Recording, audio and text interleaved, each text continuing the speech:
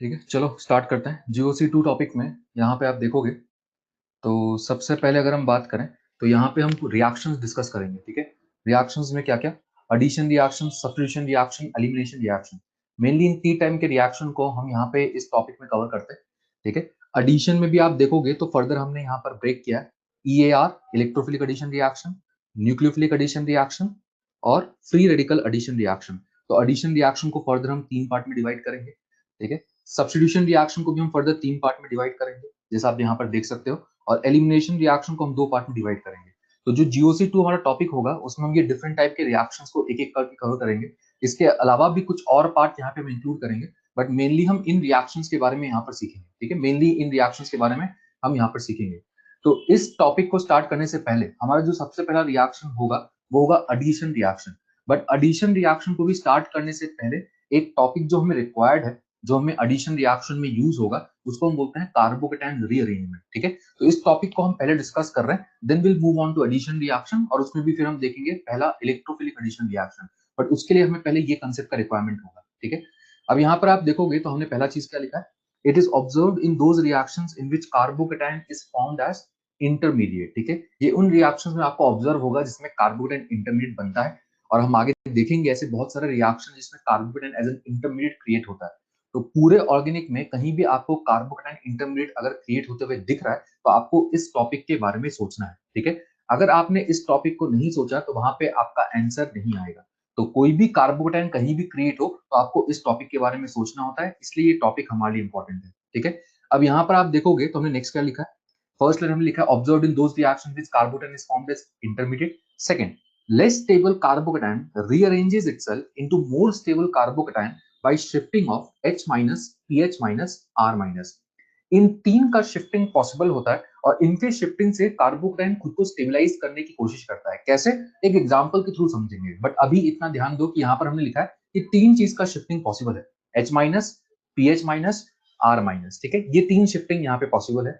अब यहाँ पर आप देखोगे हमने नेक्स्ट क्या लिखा है, rearrangement can be more than once but each time by 1-2 shift only, and the formed carbocation should be more stable either through hyperconjugation और रेजोनेंस। जब भी हम कार्बोकेटायन का रीअरेंजमेंट करेंगे तो हमेशा ध्यान रखिएगा रीअरेंजमेंट तभी होगा जब आपका बनने वाला कार्बोकेटायन प्रीवियस कार्बोकेटायन से ज्यादा स्टेबल बन रहा होगा, तभी वो रीअरेंज करेगा खुद के स्टेबिलिटी को बढ़ाने के लिए। और जब भी आप रीअरेंज करोगे तो उसका स्टेबिलिटी आप चेक कैसे करोगे, हाइपर कॉन्जुगेशन या रेजोनेंस के थ्रू। यहाँ पे इंडक्टिव का कोई कंसेप्ट नहीं होता। अगर कार्बोकेटायन का स्टेबिलिटी बढ़ रहा होगा थ्रू हाइपर कॉन्जुगेशन या फिर थ्रू रेजोनेंस, तब वो कार्बोकेटायन खुद को रीअरेंज करेगा। ठीक है, अब यहाँ पर चलो एक एक करके इसको समझने की कोशिश करते हैं। मान लो अगर मैं इस कार्बोकेटायन की बात करता हूँ तो कार्बोकेटायन में रीअरेंजमेंट होगा या नहीं होगा, उसका आइडिया लगाने का तरीका है डिग्री से। ठीक है, आइडिया हम डिग्री से लगा सकते हैं, लेकिन फिर हम क्रॉस चेक करेंगे थ्रू हाइपर कॉन्जुगेशन। अगर आप यहाँ पे देखोगे अभी ये कार्बोकेटायन कौन सा डिग्री दिख रहा है, अभी ये कार्बोकेटायन कौन सा डिग्री दिख रहा है, 1 डिग्री। अभी ये कार्बोकेटायन 1 डिग्री मुझे दिख रहा है। ठीक है, ये हमें सबको समझ में आता है। अब ये बस विजुलाइज करो, अगर ये प्लस बीच वाले कार्बन पे आ गया तो कार्बोकेटायन का जो डिग्री है वो हमें बढ़ते हुए दिख रहा है। कार्बोकेटायन का जो डिग्री है वो हमें बढ़ते हुए दिख रहा है। हमें बस आइडिया होना चाहिए कि हाँ बढ़ते हुए दिख रहा है। अगर बढ़ते हुए दिख रहा है और कार्बोकेटायन का जब डिग्री बढ़ता है तो जनरली उसका स्टेबिलिटी भी बढ़ता है। ठीक है, हम जनरली बोलते हैं क्योंकि हम क्रॉस चेक हमेशा फिर हाइपर कॉन्जुगेशन या फिर रेजोनेंस हो रहा होगा तो रेजोनेंस से चेक करेंगे, बट आइडिया आप लगा सकते हो डिग्री से, क्रॉस चेक करेंगे हाइपर कॉन्जुगेशन से। इसको कहीं लिख के रख लेना कि आइडिया लगाना है डिग्री से, लेकिन फिर आपको क्रॉस चेक भी करना है। तो यहाँ पर आइडिया हमें लग रहा है कि हाँ ये कार्बोकेटायन अगर बीच में आ गया तो इसका स्टेबिलिटी बढ़ सकता है, तो फिर हम यहाँ पर रीअरेंजमेंट की बात सोचते हैं। अब रीअरेंजमेंट करेंगे कैसे, यहाँ पर ये जो H है, ये जो H है, ये H यहां से यहां शिफ्ट करता है in the form of H minus. H shift करेगा in the form of H minus. अब ये सोचो अगर H H माइनस के फॉर्म में निकलेगा तो इस C प्लस के साथ H माइनस का बॉन्ड बन चुका होगा और ये कार्बन तो न्यूट्रल हो जाएगा। तो यहाँ पर ये कार्बन आपको न्यूट्रल होता हुआ दिखेगा। लेकिन जब H H माइनस के फॉर्म में निकला तो ये जो बीच वाला कार्बन है, इस कार्बन पे मुझे कौन सा चार्ज दिखने लगेगा, पॉजिटिव चार्ज दिखने लगेगा। तो यहां पर जो हम शिफ्टिंग कर रहे हैं उसको हम बोलते हैं 1 to H माइनस शिफ्ट। ठीक है, H in the form of H minus निकलता है और इसको हम 1-2 बोल रहे हैं। 1-2 क्यों, अगर मैं यहाँ पे नंबरिंग कर दूं तो आप शिफ्टिंग देख सकते हो कहां से कहां हुआ, फर्स्ट से सेकंड पोजीशन, और शिफ्टिंग हमेशा 1-2 ही होना चाहिए। जब भी हम शिफ्टिंग करेंगे तो वो फर्स्ट सेकंड पे ही शिफ्टिंग होगा, 1-3 शिफ्टिंग 1-4 शिफ्टिंग नहीं होता। तो इसलिए हमने यहाँ पर लिखा है 1-2 H माइनस शिफ्ट। और जब H माइनस के फॉर्म में यहाँ से निकलेगा तो आप देख सकते हो ऐसा कुछ एक स्ट्रक्चर बन जाएगा। H तो आपका राइट में जाके जुड़ चुका और बीच में यहाँ पे पॉजिटिव आ गया। अब आप यहाँ पर देख सकते हो कि कार्बन यहाँ पर ये कार्बोकेटाइन जो है ये 2 डिग्री हो गया। तो डिग्री बढ़ता है तो जनरली स्टेबिलिटी बढ़ता है। तो आइडिया हमने डिग्री से लगा लिया था कि हाँ इसमें रीअरेंजमेंट हो सकता है, लेकिन क्रॉस चेक करो क्या इसमें अल्फा एच का काउंट भी बढ़ रहा है, क्योंकि हमें क्रॉस चेक उसी से करना है। तो यहाँ पे अगर आप अल्फा एच देखोगे तो कितने अल्फा एच हैं, 6 अल्फा एच। और पहले में देखोगे तो पहले में कितने अल्फा एच थे, पहले में कितने अल्फा एच थे, पहले में 2 ही अल्फा एच थे। ठीक है, तो पहले में 2 अल्फा एच थे और इसमें 6 अल्फा एच हो गए, मतलब यहाँ पे स्टेबिलिटी बढ़ रहा है। तो ये कार्बोकेटाइन खुद को रीअरेंज कर लेगा। इस तरीके से हम सोचते हैं रीअरेंजमेंट के बारे में। ठीक है, तो ये मेरा पहला एक एग्जांपल हो गया, ये सबको समझ में आ गया, ये पहला एग्जांपल क्लियर है। ठीक है, चलो नेक्स्ट पे मूव करते हैं। अब यहाँ पर देखो नेक्स्ट एक और केस, यहाँ पर अगर हम इस कार्बोकेटाइन की बात करें, इसको चेक करो। अब ये कार्बोकेटाइन कौन सा डिग्री दिख रहा है, 1 डिग्री। ये कार्बोकेटाइन कौन सा डिग्री है, 1 डिग्री। तो यहाँ पे बस इमेजिन करो कि अगर ये प्लस पास वाले कार्बन पे आ गया तो क्या इसका डिग्री बढ़ते हुए इमेजिन कर सकते हैं, ये हमें समझ में आता है क्या। अगर ये प्लस लेफ्ट वाले कार्बन पे आ गया तो डिग्री हमें दिख रहा है, नंबर ऑफ कार्बन ज्यादा है तो डिग्री भी बढ़ेगा, और डिग्री बढ़ने से जनरली कार्बोकेटाइन का स्टेबिलिटी बढ़ता है। तो हाँ, यहाँ पर भी रीअरेंजमेंट का पॉसिबिलिटी है। ठीक है, यहाँ पर भी रीअरेंजमेंट का पॉसिबिलिटी है। अब जब हम रीअरेंजमेंट करेंगे तो हम क्या करते थे, मैंने पिछले केस में इस कार्बन से H को शिफ्ट किया था, पिछले केस में H को शिफ्ट किया था, लेकिन इस कार्बन पे अब आपके पास H अवेलेबल नहीं है। तो जब हम सेकेंड टाइप की यहाँ शिफ्टिंग की बात करते हैं, H भी शिफ्ट हो सकता है और यहाँ पे R का भी शिफ्टिंग पॉसिबल है। मैंने आपको लिखा था H minus R minus PH minus. तो दूसरा एक और जो पॉसिबिलिटी होता है वो शिफ्टिंग R का, आर मतलब मिथाइल हो गया इस केस में, यहाँ पर आप मिथाइल देख सकते हो। तो यहाँ पर जो शिफ्टिंग पॉसिबल है आप देख सकते हो 1-2 CH3 शिफ्टिंग, और CH3 अगेन किस फॉर्म में निकलेगा, CH3 माइनस के फॉर्म में। CH3 जब CH3 माइनस के फॉर्म में जाएगा तो आप देख सकते हो ऐसा एक स्ट्रक्चर यहाँ पे क्रिएट हो जाएगा, प्लस इस कार्बन पे आ गया और ये आपका CH3 यहाँ पर शिफ्ट हो गया। आइडिया हमें डिग्री से लग रहा था, लेकिन क्रॉस चेक करो हाइपर कॉन्जुगेशन से। इस पहले कार्बोकेटाइन में कितने अल्फा एच प्रेजेंट है, पहले कार्बोकेटाइन में जो गिवन कार्बोकेटाइन था 0 अल्फा एच था। ठीक है, और नेक्स्ट में आप देख सकते हो कितने अल्फा एच आ गए, अब यहाँ पर 8 अल्फा एच आ गए, मतलब कार्बोकेटाइन का स्टेबिलिटी बढ़ रहा है तो ये रीअरेंज कर सकता है। तो हम आइडिया लगाएंगे डिग्री से, फिर भी बोल रहा हूँ इसको लिख लेना, आइडिया लगाओगे डिग्री से, क्रॉस चेक करोगे हाइपर कॉन्जुगेशन से।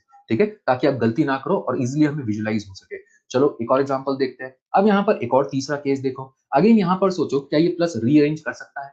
अगर ये प्लस लेफ्ट वाले कार्बन पे आ गया, क्या इसका स्टेबिलिटी बढ़ते हुए दिख रहा है। यहाँ तो सीधा आप सोचोगे प्लस अगर यहाँ गए तो रेजोनेंस स्टेबिलाईजेशन होने लगेगा, यहाँ पर तो हाइपर कॉन्जुगेशन से भी डोमिनेंट इफेक्ट हो गया, तो यहाँ पर भी रीअरेंजमेंट हो सकता है। अब यहाँ पर H भी नहीं है, R भी नहीं है, तो एक और पॉसिबिलिटी जो शिफ्टिंग में होता है वो होता है पीएच शिफ्टिंग। तो यहाँ पर आपका पीएच का पॉसिबिलिटी है, तो ये पीएच शिफ्ट कर सकता है in the form of pH minus, phenyl group भी शिफ्टिंग कर सकता है। तो यहाँ पर पीएच शिफ्ट होगा इन the form of pH minus, again 1-2 pH minus shift. और यहाँ पर आप देख सकते हो कि जब ये शिफ्ट हुआ कार्बोकेटाइन यहाँ शिफ्ट हो जाएगा और आपको एक ऐसा कार्बोकेटाइन यहाँ पर दिखने लगेगा। और यहाँ पर तो हम डायरेक्टली बोल सकते हैं कि रेजोनेंस स्टेबलाइज है, और पहले में तो रेजोनेंस स्टेबलाइज नहीं था, तो कार्बोकेटाइन का स्टेबिलिटी बढ़ रहा है तो ये रीअरेंजमेंट पार्ट ले लेगा। इतना क्लियर। तो ये 3 एग्जांपल अभी हमने यहाँ पर देखा। चलो एक और चीज समझते हैं। अब यहाँ पर इस पार्ट को देखो, यहाँ पर आप देखोगे तो इस कार्बन पे प्लस है।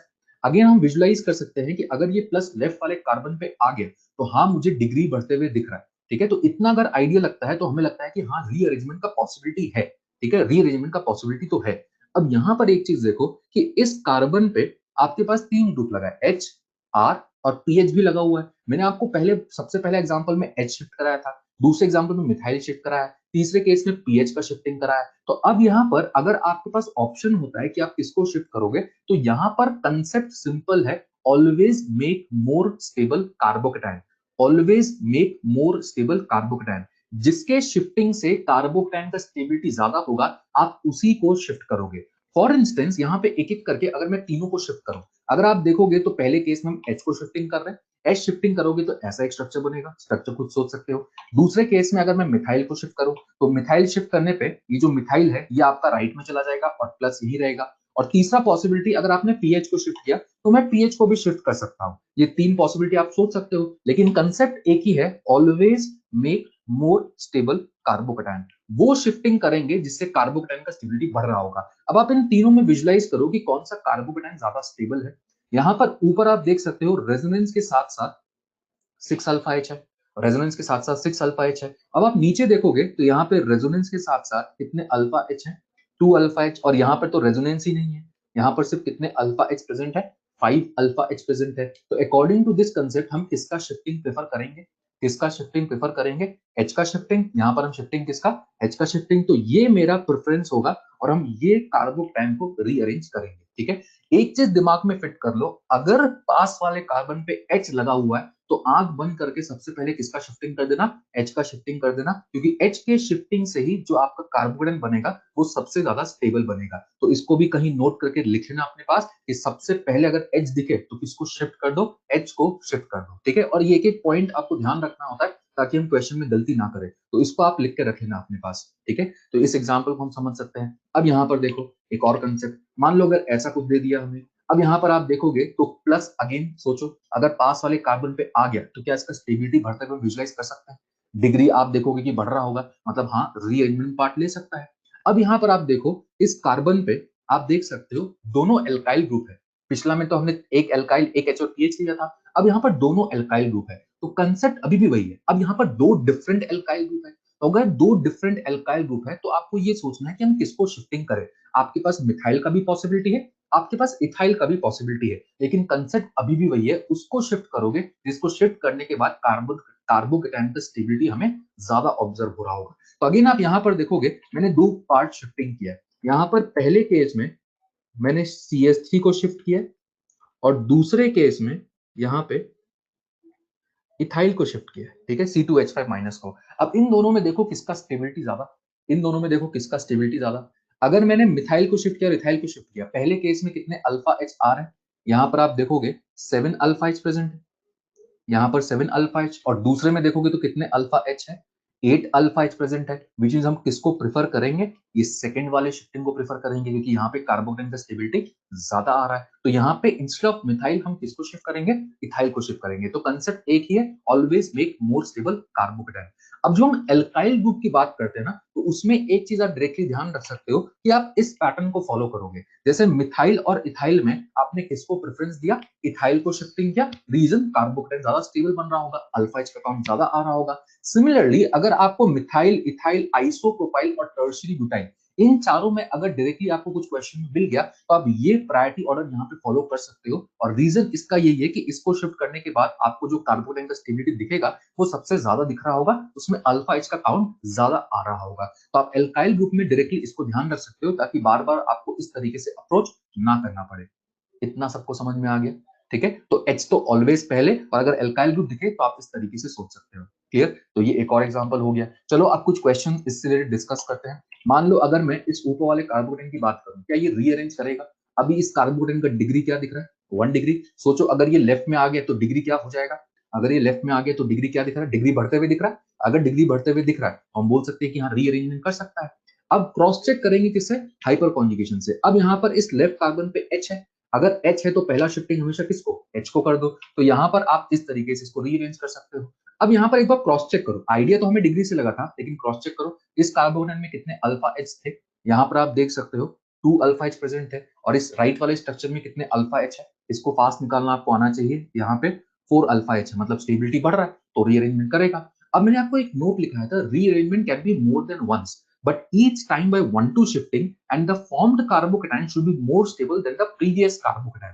अब ये सोचो कि अगर ये प्लस और लेफ्ट में चला गया तो अगेन हम आइडिया लगा सकते हैं कि डिग्री बढ़ रहा है और डिग्री बढ़ रहा है, और अगेन फिर से स्टेबिलिटी इसका बढ़ सकता है। तो रीअरेंजमेंट आप एक से ज्यादा बार भी कर सकते हो। अब आप यहाँ पर अगेन रीअरेंज करके एक बार क्रॉस चेक करोगे तो आपको ऐसा एक कार्बोकेटाइन दिखेगा, और यहाँ पर H भी है तो शिफ्टिंग आप H का कर सकते हो। अब यहाँ पर एक बार क्रॉस चेक करो, अल्फा H कितने दिख रहे हैं इस केस में, इस केस में कितने alpha H, we have 8 alpha H है, और 8 अल्फा एच मतलब इसका और स्टेबिलिटी बढ़ रहा है। तो जब तक इसका स्टेबिलिटी बढ़ता जाएगा तब तक आप रीअरेंजमेंट कर सकते हो, लेकिन हर बार स्टेबिलिटी प्रीवियस वाले के रेस्पेक्ट में ज्यादा आना चाहिए। इतना सबको समझ में आ गया, ये चीज क्लियर है। तो इस तरीके से हम रीअरेंजमेंट कर सकते हैं एक से ज्यादा बार भी। नीचे वाले एग्जांपल में देखो, क्या यहाँ पर हम रीअरेंजमेंट कर सकते हैं, एक बार आइडिया लगाओ। क्या डिग्री से आइडिया लगता है, डिग्री से आइडिया लगता है। अभी आपको 1 डिग्री दिख रहा है, डिग्री से आइडिया लग रहा है, और क्रॉस चेक फिर कर लेना, ठीक है, क्रॉस चेक कर लेना। हमेशा शिफ्टिंग 1-2 ही होगा, ये चीज ध्यान रखना, ठीक है, ऑलवेज शिफ्टिंग 1-2। आप सीधा 1 से 3 शिफ्टिंग नहीं कर सकते। तो यहाँ पर अगर प्लस है तो अभी अगर आप रीअरेंज करने की सोचोगे तो ये प्लस यहाँ शिफ्ट हो जाएगा। अब ये अगर प्लस यहाँ शिफ्ट हो गया तो एक बार क्रॉस चेक कर लो, क्रॉस चेक अल्फा एच से, यहाँ पे कितने अल्फा एच थे, 2 अल्फा एच, और यहाँ पर कितने अल्फा एच हैं, 3 अल्फा एच, मतलब रीअरेंज कर जाएगा। यहाँ तो सही है। क्या ये और रीअरेंजमेंट पार्ट ले सकता है? अगर ये लेफ्ट में आ गए तो क्या अगेन डिग्री बढ़ते हुए दिख रहा है? अगेन डिग्री बढ़ते हुए दिख रहा है, मतलब अगेन ये रीअरेंजमेंट पार्ट ले सकता है। लेकिन अब यहाँ पर शिफ्टिंग करने के लिए क्या अवेलेबल नहीं है? शिफ्टिंग करने के लिए क्या अवेलेबल नहीं है? एच अवेलेबल नहीं है। अगर एच नहीं है तो कोई दिक्कत नहीं, यहाँ से किसको उठा के भेज दो, मिथाइल को भेज दो। किसको भेज दो? मिथाइल को भेज दो। और अगर मिथाइल को आप यहाँ पर शिफ्ट करोगे तो आप देख सकते हो कि यहाँ पर ऐसा एक स्ट्रक्चर बन जाएगा। और इस स्ट्रक्चर में अगर आप देखोगे तो यहाँ पर क्या ऑब्जर्व कर सकते हो, अल्फा एच का काउंट यहाँ पर कितना है, 3, 6 और 7 अल्फा एच। और यहाँ पर कितना था, यहाँ पर आपका 3 अल्फा एच था, विच मींस अगेन स्टेबिलिटी बढ़ रहा है, तो हम बोल सकते हैं रीअरेंजमेंट हो जाएगा। आगे समझ में? तो इस तरीके से हम रीअरेंजमेंट कर सकते हैं। Rearrangement can be more than once, ये चीज ध्यान रखना, बट हर बार स्टेबिलिटी आपका बढ़ना चाहिए। ठीक है, चलो नेक्स्ट पे मूव करते हैं। अब यहाँ पर इस ऊपर वाले क्वेश्चन को देखो, यहाँ पे सोचो क्या ये रीअरेंजमेंट पार्ट लेगा, यस और नो? क्या ये रीअरेंज होगा? सोचो, ये रीअरेंज हो सकता है? आइडिया डिग्री से लग रहा है। अभी आप देखोगे तो ये कार्बोकेटाइन कौन सा डिग्री है, 2 डिग्री, और अगर ये ऊपर चला गया तो डिग्री से हम आइडिया लगा सकते हैं। तो आइडिया डिग्री से लगाओ, लेकिन क्रॉस चेक, बार बार मैं एक ही चीज बोल रहा हूँ। तो अगर आपने इस कार्बोकेटाइन को ऊपर भेज दिया तो यहाँ पर एक चीज सोचो कि ये कार्बोकेटाइन ऊपर चला गया तो 3 डिग्री हो जाएगा। और यहाँ पर अगर 3 डिग्री हो गया तो अगेन क्रॉस चेक करो कि अल्फा एच कितने हो जाएंगे। अभी इस पहले वाले स्ट्रक्चर में कितने अल्फा एच थे, फर्स्ट वाले स्ट्रक्चर में कितने अल्फा एच थे, फर्स्ट वाले स्ट्रक्चर में यहाँ पर 3 अल्फा एच थे, और इस सेकंड वाले स्ट्रक्चर में कितने अल्फा एच आ गए, सेकंड वाले में अब आप देख सकते हो 7 अल्फा एच है। इसको आपको काउंट करना आना चाहिए, यहाँ पर 7 अल्फा एच है, मतलब रीअरेंजमेंट इसका हो सकता है। अब आप एक और चीज अगर ऑब्जर्व करोगे तो मैं इस कार्बोकेटायन को नीचे भी सोच सकता था, कुछ लोग के दिमाग में ये भी आता है, मैं इसको नीचे शिफ्ट कर देता। अगर नीचे शिफ्ट करते तो डिग्री अभी भी 2 रहता, लेकिन 2 डिग्री से 2 डिग्री भी शिफ्टिंग हो सकता है। ठीक है, 2 डिग्री से 2 डिग्री भी शिफ्टिंग हो सकता है। आइडिया हमें डिग्री से लगता है, लेकिन क्रॉस चेक हम हाइपर कॉन्जुगेशन से करते हैं। तो अगर आप यहाँ पर देखोगे तो इसमें कितने अल्फा एच हैं, यहाँ पर 4 अल्फा एच है। तो इसके पास दो पॉसिबिलिटी था, नीचे आने पे भी अल्फा एच बढ़ रहा है, ऊपर जाने पे भी अल्फा एच बढ़ रहा है। तो ये कहाँ जाएगा, ऊपर ही जाएगा ना, क्योंकि ऊपर 7 अल्फा एच हो रहे हैं, वहां पे स्टेबिलिटी इसका ज्यादा बढ़ रहा है, इसलिए हम यहाँ पर शिफ्ट नहीं करेंगे। इसलिए मैं बार बार बोलता हूँ आइडिया लगाओ डिग्री से, बट डिग्री से ऑलवेज आंसर आए कोई जरूरी नहीं है। आइडिया लगाओ, लेकिन क्रॉस चेक करना हाइपर कॉन्जुगेशन से। ठीक है, तो यहाँ पर तो रीअरेंज कर जाएगा। अब नेक्स्ट वाले में सोचो, अगर नेक्स्ट वाले की हम बात करें, क्या रीअरेंजमेंट में ये पार्ट लेगा? सोचो, अगर ये ऊपर जाएगा, अगर ये ऊपर जाएगा तो डिग्री क्या दिख रहा है, डिग्री तो सेम है, यहाँ ऊपर भी 2 डिग्री है और ये भी कैसा है, 2 डिग्री, बट फिर भी बोल रहा हूँ एक बार क्रॉस चेक करने की कोशिश करना। ठीक है, क्योंकि सेम डिग्री से सेम डिग्री भी जा सकता है। अब यहाँ पर अगर हम देखेंगे तो यहाँ पर भी ये आपका 2 डिग्री है, और अगर 2 डिग्री है लेकिन अल्फा एच का काउंट देखो, अल्फा एच का काउंट यहाँ पर क्या है, यहाँ पर अल्फा एच आप देख सकते हो 4 अल्फा एच, और यहाँ पर अल्फा एच कितने प्रेजेंट है, 3 अल्फा एच प्रेजेंट है। तो 4 अल्फा एच 3 अल्फा एच, मतलब ये यहाँ पर रीअरेंज नहीं करेगा। ठीक है, हर बार शिफ्टिंग 1-2 ही होना चाहिए। अब आप ऐसे नहीं सोचोगे कि इस कार्बोकेटाइन को सीधा ऊपर भेज दिया, कि ऊपर तो स्टेबिलिटी बढ़ रहा है, लेकिन हर बार शिफ्टिंग 1-2 ही होगा। और जो 1-2 शिफ्टिंग करते हो आप, तो हर बार कार्बोकेटाइन का स्टेबिलिटी अगर प्रीवियस से ज्यादा हो रहा होगा तो ही वो रीअरेंज करेगा। ऐसा नहीं कि पहले स्टेबिलिटी कम कर देते और सडनली फिर बढ़ा देंगे, ऐसा काम नहीं करेंगे। हर बार उसका स्टेबिलिटी प्रीवियस वाले से बढ़ना चाहिए, तभी जाके वो रीअरेंज करेगा। तो ये यहीं पे नहीं आएगा तो इसके बाद ऊपर जाने की तो हम बात नहीं करेंगे, क्योंकि यही रीअरेंजमेंट यहाँ पे पॉसिबल नहीं है। तो इस कार्बोकेटाइन में बोलेंगे कि रीअरेंजमेंट नहीं होगा। इतना सबको समझ में आ गया, इतना क्लियर है? ठीक है, चलो नेक्स्ट पे आ जाओ। इस कार्बोकेटाइन को चेक करो, क्या ये कार्बोकेटाइन रीअरेंज कर सकता है? क्या ये रीअरेंज कर सकता है? Right side left side, right side left side, यहाँ पे दो पॉसिबिलिटी है। अगर आपने प्लस को लेफ्ट में शिफ्ट किया तो ये प्लस यहाँ आ जाएगा और आपको दिखेगा कि इसमें रेजोनेंस स्टेबलाइजेशन पॉसिबल है। अगर आपने राइट में शिफ्ट किया तो ये प्लस यहाँ आ जाएगा। क्या यहाँ पर भी रेजोनेंस स्टेबलाइजेशन है? क्या यहाँ पर भी रेजोनेंस स्टेबलाइजेशन है? यहाँ पर भी रेजोनेंस स्टेबलाइजेशन है, क्योंकि प्लस के पास क्या प्रेजेंट है, लोन पेयर। और अगर आपको ध्यान हो कार्बोकेटाइन की स्टेबिलिटी ऑर्डर में मैंने सबसे पहला कार्बोकेटाइन क्या लिखा था, ऐसा कार्बोकेटाइन सबसे ज्यादा स्टेबल होता है जिसके पास ऐसा एटम हो जिसके पास लोन पेयर हो। Octet complete in any RS वाला केस याद है, और वो कार्बोकेटाइन तो सबसे ज्यादा स्टेबल होता है। Octet complete in any RS का मीनिंग भी मैंने आपको समझाया था। तो अगर आपने इस प्लस को राइट में शिफ्ट किया तो ये ऐसे अभी ठीक है, ठीक है। तो आपको कार्बोकेटाइन का स्टेबिलिटी याद हो तो मैंने आपको क्या बताया था कि उस केस में जिसमें octet complete in any RS possible है तो वहां पर कार्बोकेटाइन का स्टेबिलिटी सबसे ज्यादा होता था। अब इसमें दोनों साइड ही कार्बोकेटायन में रेजोनेंस स्टेबलाइजेशन पॉसिबल है, लेकिन राइट साइड में अगर आपने शिफ्ट किया तो octet complete in any RS वाला केस बन जाएगा, और इस केस में आपका कार्बोकेटायन का स्टेबिलिटी सबसे ज्यादा होगा। तो यहाँ पर आपके पास दो प्रेफरेंस है, लेकिन आप इसको कहां शिफ्ट करोगे? राइट साइड शिफ्ट करोगे, क्योंकि इस केस में कार्बोकेटायन का स्टेबिलिटी आपका ज्यादा होगा। इतना सबको याद आता है? ठीक है, तो अगर आपको जीओसी 1 का कंसेप्ट याद है तो आप इसको अटेम्प्ट कर पाओगे, वरना आप यहाँ पर इसको सॉल्व नहीं कर पाओगे। तो जीओसी 1 को आप वापस एक बार चेक कर लेना, वहां पर मैंने आपको ये कंसेप्ट बताया था। ठीक है, चलो नेक्स्ट पार्ट में मूव करते हैं। सबसे ज्यादा स्टेबल ऑक्टेट कंप्लीट वाला, सबसे ज्यादा स्टेबल। ठीक है, अब यहाँ पर हम नेक्स्ट पार्ट में डिस्कस करते हैं। यहाँ पर इस केस में आ जाओ, इस केस में चेक करो, ये कार्बोटाइन क्या रीअरेंज कर सकता है? क्या इसमें डिग्री बढ़ते हुए दिखता है? किस साइड शिफ्ट करेगा? क्या ऊपर के साइड सबको दिख रहा है? अगर हम इसको ऊपर के साइड शिफ्ट करेंगे तो हाँ, डिग्री बढ़ते हुए विजुलाइज हो रहा है, हो सकता है। अब यहाँ पर अगर आप ऊपर शिफ्ट करोगे तो ऊपर किसको मुझे शिफ्ट करना पड़ेगा? ऊपर किसको शिफ्ट करना पड़ेगा? यहाँ पर CH3, यहाँ पर H तो नहीं है, तो किसको शिफ्ट करोगे? CH3 को। और जैसे आप CH3 को यहाँ पे शिफ्ट करोगे, ऐसा एक कार्बोकेटाइन बन जाएगा। तो आप देख सकते हो, अब क्रॉस चेक करने के लिए कि ऊपर वाले इस कार्बोकेटाइन में पहले वाले स्ट्रक्चर में कितने अल्फा H थे, पहले वाले स्ट्रक्चर में कितने अल्फा H थे? 2 अल्फा H। और यहाँ पर इस स्ट्रक्चर में कितने अल्फा H अवेलेबल है? 6 अल्फा H यहाँ पे प्रेजेंट है। ठीक है, विच मींस कार्बोकेटाइन का स्टेबिलिटी बढ़ रहा है, तो ये रीअरेंज करेगा। तो आइडिया लगाओ डिग्री से, क्रॉस चेक करो हाइपर कॉन्जुगेशन से, एक ही फंडा है यहाँ पे। ठीक है, चलो नेक्स्ट पे मूव करते हैं। इसको चेक करो, क्या ये कार्बोकेटाइन रीअरेंज कर सकता है? इसको विजुलाइज करो, क्या यहाँ पर इसका रीअरेंजमेंट पॉसिबल हो सकता है? आइडिया लगाओ डिग्री से। अब ये कार्बोकेटाइन कौन सा डिग्री दिख रहा है? 2 डिग्री। ऊपर जाते टाइम दिख रहा है कि डिग्री इसका बढ़ सकता है, तो हाँ, एक बार हम सोचेंगे कि रीअरेंजमेंट कर सकते हैं। अब ऊपर यहाँ पर क्या प्रेजेंट है? H प्रेजेंट है, तो H बाय डिफॉल्ट नीचे शिफ्ट हो जाएगा और कार्बोकेटाइन ऊपर शिफ्ट हो जाएगा। क्रॉस चेक कर लो हाइपर कॉन्जुगेशन से, पहले स्ट्रक्चर में कितने अल्फा H थे? पहले स्ट्रक्चर में कितने अल्फा एच थे? पहले स्ट्रक्चर में 3 अल्फा एच, यहाँ पर 3 अल्फा एच थे, और दूसरे में कितने अल्फा एच हो गए?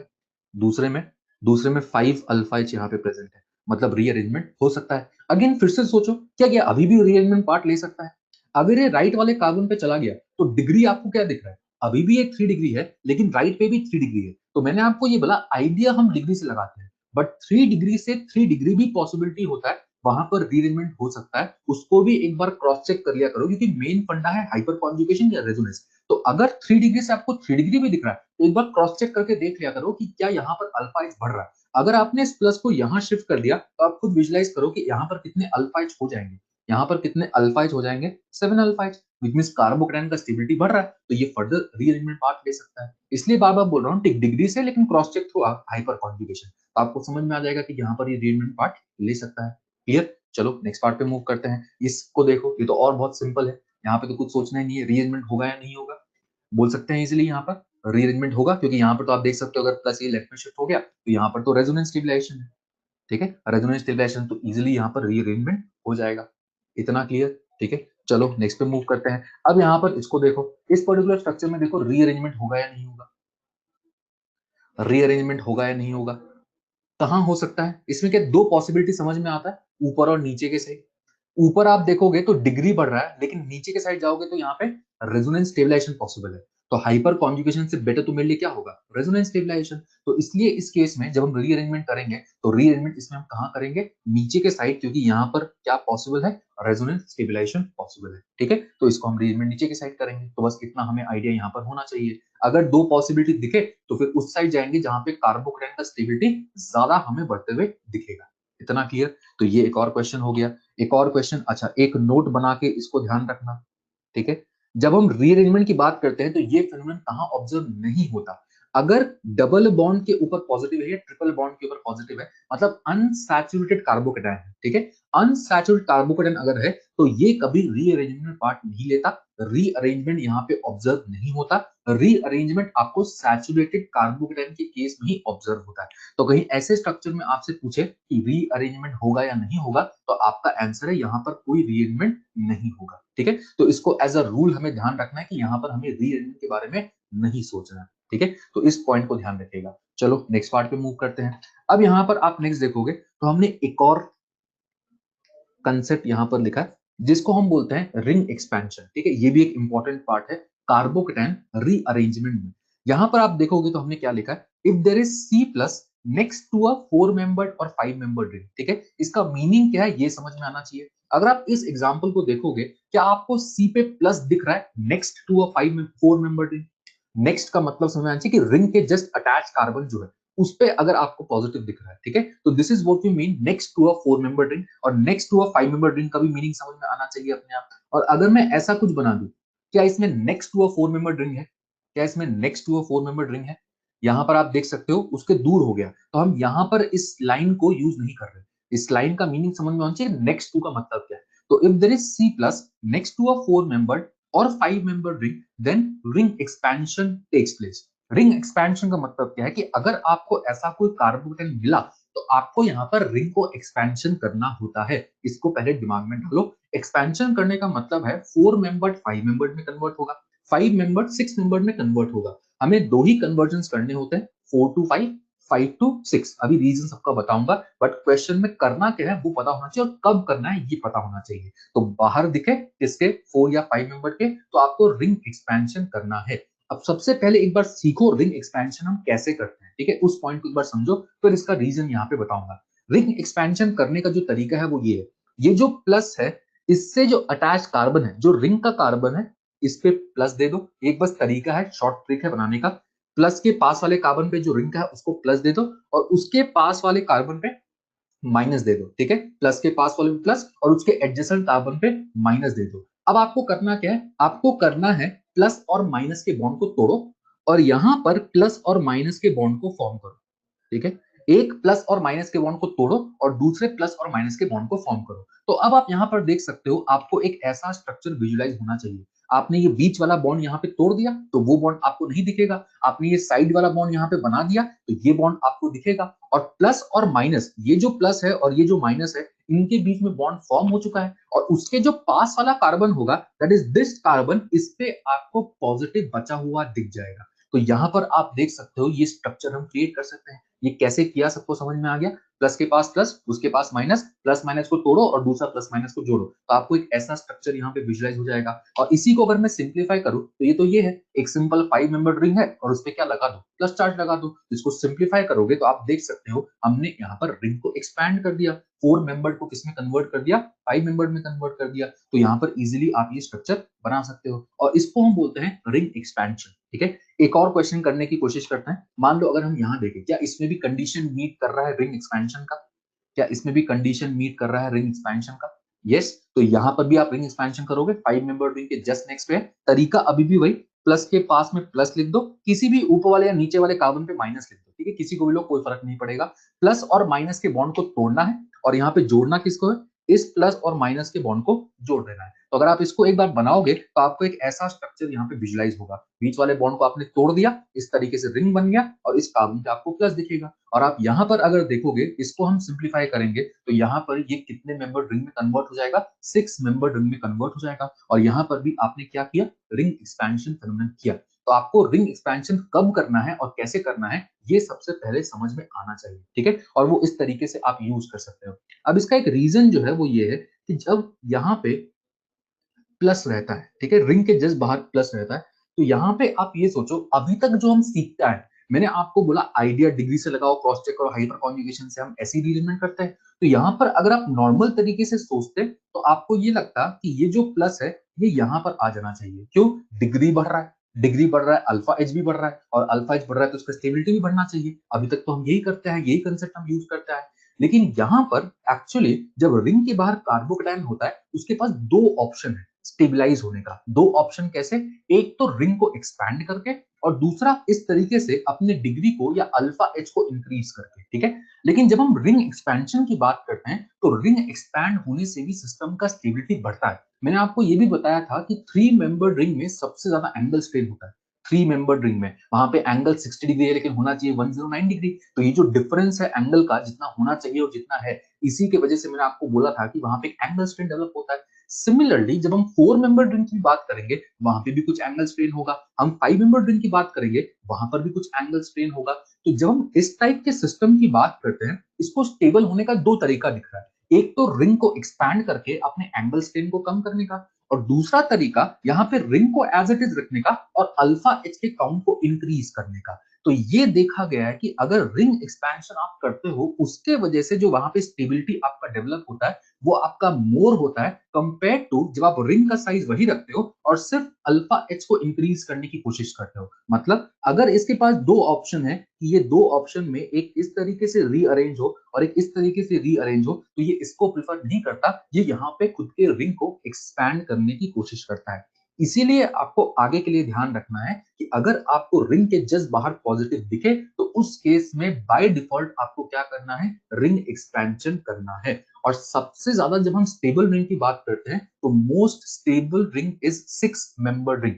सबसे ज्यादा स्टेबल रिंग कौन सा, 6 मेंबर रिंग होता है। 3 मेंबर रिंग हाईली अनस्टेबल और 6 मेंबर रिंग आपका स्टेबल होता है। इसलिए हम 4 to 5 कन्वर्ट करते हैं, 5 to 6 कन्वर्ट करते हैं, लेकिन हम 6 to 7 कन्वर्ट नहीं करते। 6 to 7 कन्वर्जन नहीं करेंगे इवन दो रिंग के बाहर अगर पॉजिटिव दिखेगा, क्योंकि 6 मेंबर रिंग आपका स्टेबल होता है, उस केस में वो रिंग एक्सपेंशन में पार्ट नहीं लेगा। इसलिए मैं आपको दो केस अभी याद रखने बोला, एक 4 to 5, दूसरा 5 to 6। इतना सबको समझ में आता है। 3 to 4 भी क्यों नहीं करेंगे वो अभी आपको समझ में आ जाएगा, लेकिन 4 to 5 करना है और 5 to 6 करना है। 6 का स्टेबिलिटी सबसे ज्यादा, तो 6 फर्दर एक्सपैंड नहीं होगा, और 3 के केस में क्यों नहीं होता अभी हम डिस्कस करेंगे। इतना सबको समझ में आ गया? इतना क्लियर है क्या बताया मैंने? ठीक है, तो आपको कब एक्सपेंशन करना है और कैसे करना है वो आपको समझ में आना चाहिए। ठीक है, चलो अब यहाँ पर एक और केस देखो। अब यहाँ पर देखो, क्या डायरेक्टली रिंग एक्सपैंड करेंगे? क्या यहाँ पर रिंग एक्सपैंड करेंगे? नहीं। लेकिन क्या रीअरेंजमेंट हो सकता है यहाँ पर? क्या रीअरेंजमेंट हो सकता है? नॉर्मल तरीके से सोचो, आइडियल डिग्री से क्रॉस चेक हाइपर कॉन्जुगेशन से। अभी ये आपको 1 डिग्री दिख रहा है, अगर ये पास में शिफ्ट हो गया तो हाँ डिग्री बढ़ते हुए दिख रहा है, तो रीअरेंजमेंट ये कर सकता है। क्यों? क्योंकि अब आप क्रॉस चेक कर लो, यहाँ पर कितने अल्फा एच थे, 2 अल्फा एच, और इस स्ट्रक्चर में कितने अल्फा एच प्रेजेंट है, ये राइट वाले स्ट्रक्चर में कितने अल्फा एच प्रेजेंट है, 4 अल्फा एच प्रेजेंट है। लेकिन अब आप देखोगे कि एक बार रीअरेंज करने के बाद ये कहां पहुंच चुका है, ये एक बार रीअरेंज करने के बाद कहां पहुंच चुका है, रिंग के बाहर। और रिंग के अगर बाजू दिख गया मतलब ये क्या कर सकता है, रिंग एक्सपेंशन। 5 to 6 में तरीका अभी भी वही है, यहाँ पर प्लस, यहाँ पर माइनस, हमें यहाँ पर इस बॉन्ड को तोड़ना है और यहाँ पर इस बॉन्ड को फॉर्म करना है। अब आप वो तरीका खुद ही सोच सकते हो, आप देखोगे सिंप्लीफाई करके तो आपको एक ऐसा स्ट्रक्चर यहाँ पर दिखने लगेगा। और इसको भी आप सिंप्लीफाई करोगे तो एक 6 मेंबर रिंग आपको दिख जाएगा। 6 मेंबर रिंग में कहीं भी प्लस लगा दो, सिर्फ उसको सिंप्लीफाई करने के लिए कहीं भी प्लस लगा दो, और जिस कार्बन पे भी आप प्लस लगाओगे उसके पास वाले कार्बन पे मिथाइल आप देख सकते हो। तो 6 मेंबर रिंग में कहीं भी प्लस लगा दो और उसके पास वाले में मिथाइल लगा दो, सिंप्लीफाई करके ऐसा ही स्ट्रक्चर बन जाएगा। इतना सबको समझ में आता है? क्या ये फर्दर रीअरेंजमेंट पार्ट ले सकता है? क्या अभी भी इसमें रीअरेंजमेंट हो सकता है? सोचो, क्या अभी भी इसमें रीइन्वेंट हो सकता है? हाँ, अगर ये प्लस को आप देखोगे तो ये 2 डिग्री है, और अगर ये राइट वाले कार्बन पे चला गया तो लगता है कि डिग्री बढ़ रहा है, और डिग्री बढ़ रहा है तो अगेन क्रॉस चेक करना हाइपर कॉन्जुगेशन से। तो यहाँ पर आप देख सकते हो, अगर ये प्लस यहाँ शिफ्ट हो गया तो इसका स्टेबिलिटी और बढ़ रहा है। क्रॉस चेक कर लो, यहाँ पर आपके अल्फा एच कितने दिख रहे हैं, 7 अल्फा एच, और यहाँ पर आप काउंट करोगे तो 3 अल्फा एच पॉसिबल है। तो रीअरेंजमेंट तब तक होता जाएगा जब तक उसका स्टेबिलिटी बढ़ रहा होगा, और रिंग के अगर बाहर दिखा तो always think of ring expansion in case of 4 member and 5 member rings. इतना सबको समझ में आ गया? इतना क्लियर है? ठीक है, तो इस तरीके से आप सोच सकते हो, बस आपको प्रोसेस समझ में आना चाहिए तो आप इजीली क्रिएट कर सकते हो। ठीक है, नेक्स्ट पे आते हैं। अब यहाँ पर देखो, यहाँ पर रिंग एक्सपेंशन होगा क्या? एक और एग्जांपल बस ये देख लेते हैं। यहाँ पर भी रिंग एक्सपेंशन हो सकता है, तरीका अभी भी सेम है। यहाँ पर आप देखोगे तो प्लस बनाओ, यहाँ पे माइनस बनाओ, इस प्लस और माइनस के बॉन्ड को तोड़ो और यहाँ पे इसको जोड़ दो। तो आप देखोगे तो विजुलाइज करो डायरेक्टली कि डायरेक्टली कैसे दिखेगा। यहाँ पर एक 6 मेंबर रिंग दिखेगा और जिसके प्लस आ रहा है उसके पास वाले पे 2 मिथाइल ग्रुप दिखेगा। सिंप्लीफाई करके सोच सकते हो, और इसको सिंप्लीफाई करूंगा तो एक ऐसा स्ट्रक्चर बन जाएगा। क्या ये अभी भी रीअरेंजमेंट पार्ट ले सकता है? क्या यहाँ पे अभी भी रीअरेंजमेंट हो सकता है? यस। अब क्या शिफ्ट कर सकते हैं, अब क्या शिफ्ट कर सकते हैं यहाँ पे, मिथाइल। यहाँ पे ये प्लस अगर नीचे आ गया तो मुझे दिख रहा है कि हाँ डिग्री बढ़ते हुए दिख रहा है, तो क्रॉस चेक कर लेना। बस ये एक बार विजुलाइज होने लगता है तो अपने आप समझ में आता है कि मुझे किसका शिफ्टिंग करना है। तो यहाँ पर अगर आप शिफ्टिंग करोगे तो आप देख सकते हो कि ऐसा एक कार्बोडन बन जाएगा जो प्रीवियस वाले से ज्यादा स्टेबल है। तो हम बहुत बार करते क्या है कि एक बार रिंग एक्सपेंशन करने के बाद फिर हम उसको रीअरेंज नहीं करते, लेकिन ध्यान रखना कि रिंग एक्सपेंशन करने के बाद भी वहां पे रीअरेंजमेंट पॉसिबल हो सकता है अगर उसका स्टेबिलिटी हमें बढ़ते हुए दिख रहा होगा।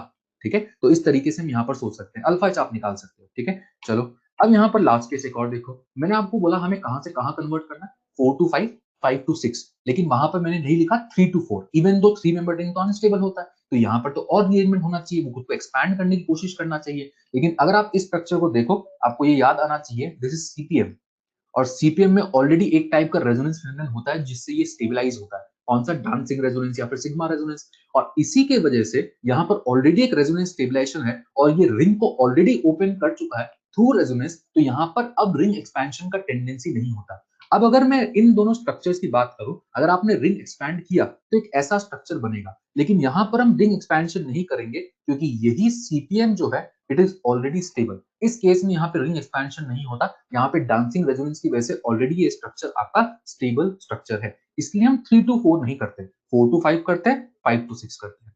इतना क्लियर? ठीक है, ये चीज हमें ध्यान होना चाहिए। क्लियर? चलो अब यहाँ पे उल्टा एक केस। उल्टा क्या? उल्टा आप देखोगे, अगर आपको ये स्ट्रक्चर दे दिया ना, ये स्ट्रक्चर दे दिया, तो उल्टा हम क्या करेंगे? उल्टा यहाँ पर हम रिंग कॉन्ट्रैक्शन करेंगे। ठीक है, अगर आपको एग्जैक्टली ऐसा स्ट्रक्चर दिख गया ना, 4 मेंबर्ड रिंग जिसपे प्लस चार्ज है, तो ये उल्टा अपने रिंग को कॉन्ट्रैक्ट कर लेगा और कॉन्ट्रैक्ट करके ये इसमें कन्वर्ट करने की कोशिश करेगा क्योंकि इसका स्टेबिलिटी ज्यादा होता है, सीपीएम का स्टेबिलिटी ज्यादा है। तो एक केस बस ध्यान रखना जिसमें हम रिंग कॉन्ट्रैक्शन की बात कर रहे हैं, और ये केस भी आपको कहीं जनरली नहीं मिलता क्वेश्चंस वगैरह में यूज करने के लिए। और एग्जैक्ट ऐसा स्ट्रक्चर दिखे ना 4 पे प्लस, तभी हम इसके बारे में सोचते हैं। इसके अलावा कोई भी अगर वेरिएशन हो स्ट्रक्चर में तो हम इसके बारे में नहीं सोचते। इसलिए बोल रहा हूं कि ये चीज हमें क्वेश्चन में नहीं मिलता। ठीक है, तो आपको ये केसेस ध्यान रखने हैं, और बहुत सारे केसेस हो सकते हैं, 7 to 6 भी होता है, कुछ और केसेस भी हम क्रिएट कर सकते हैं। जितना पढ़ा रहा हूँ उतना पढ़ लो। ठीक है, ज्यादा दिमाग नहीं लगाना है, पेपर ऐसे भी इजी आना है, जितना करा रहा हूँ उतना कर लो, इतना सफिशिएंट है। ठीक है, तो इस तरीके से आपको बस इन केसेस को ध्यान रखना है जो मैंने यहाँ पर डिस्कस किया। रीअरेंजमेंट सब कर लोगे, ये सबको समझ में आ गया? इतना क्लियर है? ठीक है, तो ये हो गया आपका कंसेप्ट कार्बोकेटाइन रीअरेंजमेंट का, जिसको हम अपने अगले टॉपिक में यूज करेंगे। तो उसके लिए आपको ये टॉपिक पता होना चाहिए। ठीक है, और कहीं भी ऑर्गेनिक केमिस्ट्री में आगे अगर कार्बोकेटाइन बने, अगर आपने रीअरेंजमेंट के बारे में नहीं सोचा तो आपके मैक्सिमम आंसर गलत निकलेंगे। इसलिए ये टॉपिक हमारे लिए पूरे ऑर्गेनिक में आगे यूज होगा। पहला यूज अपने हम नेक्स्ट टॉपिक में देखते हैं। अब नेक्स्ट टॉपिक जो हम डिस्कस कर रहे हैं केमिकल रिएक्शंस में, वो है इलेक्ट्रोफिलिक एडिशन रिएक्शन। मैंने आपको लिखाया था सबसे पहले हेडिंग की हम एडिशन रिएक्शन, सब्स्टिट्यूशन, एलिमिनेशन, ये 3 टाइप के मेजर रिएक्शंस कवर करेंगे। पहला जो रिएक्शन हम देखेंगे वो होगा एडिशन रिएक्शन। एडिशन को भी मैंने फर्दर 3 पार्ट में ब्रेक किया था, electrophilic addition, nucleophilic addition, free radical addition reaction. तो इनको भी हम अलग अलग करके कवर करेंगे। तो यहाँ पे भी एडिशन में जो हम पहला टॉपिक देख रहे हैं, it is electrophilic addition reaction. ठीक है, जब भी हम रिएक्शन पढ़ेंगे तो सबसे इंपॉर्टेंट पार्ट जो है वो ये है, आपको ये पता होना चाहिए कि ये किसका कैरेक्टरिस्टिक रिएक्शन होता है। जब मैं EAR की बात करता हूं, EAR रिएक्शन कौन शो करता है? एल्कीन, एल्काइन, ये इनका कैरेक्टरिस्टिक रिएक्शन है। ये हमारे लिए क्यों जरूरी है? जब आप पूरा ऑर्गेनिक केमिस्ट्री पढ़ लोगे, जब सारे रिएक्शन सारे रिएजेंट कवर कर चुके होगे, बाद में जब आपको कोई पेपर मिलेगा सॉल्व करने के लिए, क्वेश्चन अटेम्प्ट करना होगा, आपको क्वेश्चन देख के यही समझ में नहीं आएगा कि ये कॉपी में हमने कहाँ पढ़ा था, ये कौन सा टॉपिक का क्वेश्चन है। तो एग्जाम में सबसे पहले आपको टॉपिक रिकॉल करना होता है कि ये कौन सा टॉपिक का क्वेश्चन है, और उसके लिए आपको ये याद रखना मस्ट है। अगर किसी क्वेश्चन में एल्कीन एल्काइन का रिएक्शन दिख रहा है तो always think of EAR first. Alkene alkyne दिखे तो सबसे पहले दिमाग में आना चाहिए टॉपिक कौन सा? EAR, ताकि आपको ये पता चल जाए कि कॉपी में कौन से हिस्से का ये टॉपिक है, ताकि उस टॉपिक को आप स्पेसिफिकली रिकॉल करके फिर क्वेश्चन में आगे की तरफ प्रोसीड कर सको। तो ये हमारे लिए सबसे इंपॉर्टेंट एक पार्ट होता है, इसको अच्छे से याद रखना। अब जब हम एडिशन रिएक्शन की बात करते हैं तो एडिशन का बेसिक मीनिंग क्या होता है? ठीक है, यहाँ पर आप देखोगे एक रिएक्शन हमने लिखा है, आप देख सकते हो यहाँ पर एल्कीन हमने लिया, साथ में कोई रिएजेंट है XY, और इस रिएक्शन में आप देख सकते हो पाई बॉन्ड ब्रेक होके हमें क्या लगा हुआ दिख रहा है? X और Y यहाँ पे ऐड होता हुआ दिख रहा है। तो इस टाइप का रिएक्शन जिसमें आपको सिंपली कुछ सबस्ट्रेट में ऐड होता हुआ दिखे, इस टाइप के रिएक्शन को हम क्या बोलते हैं? Addition reaction. ठीक है,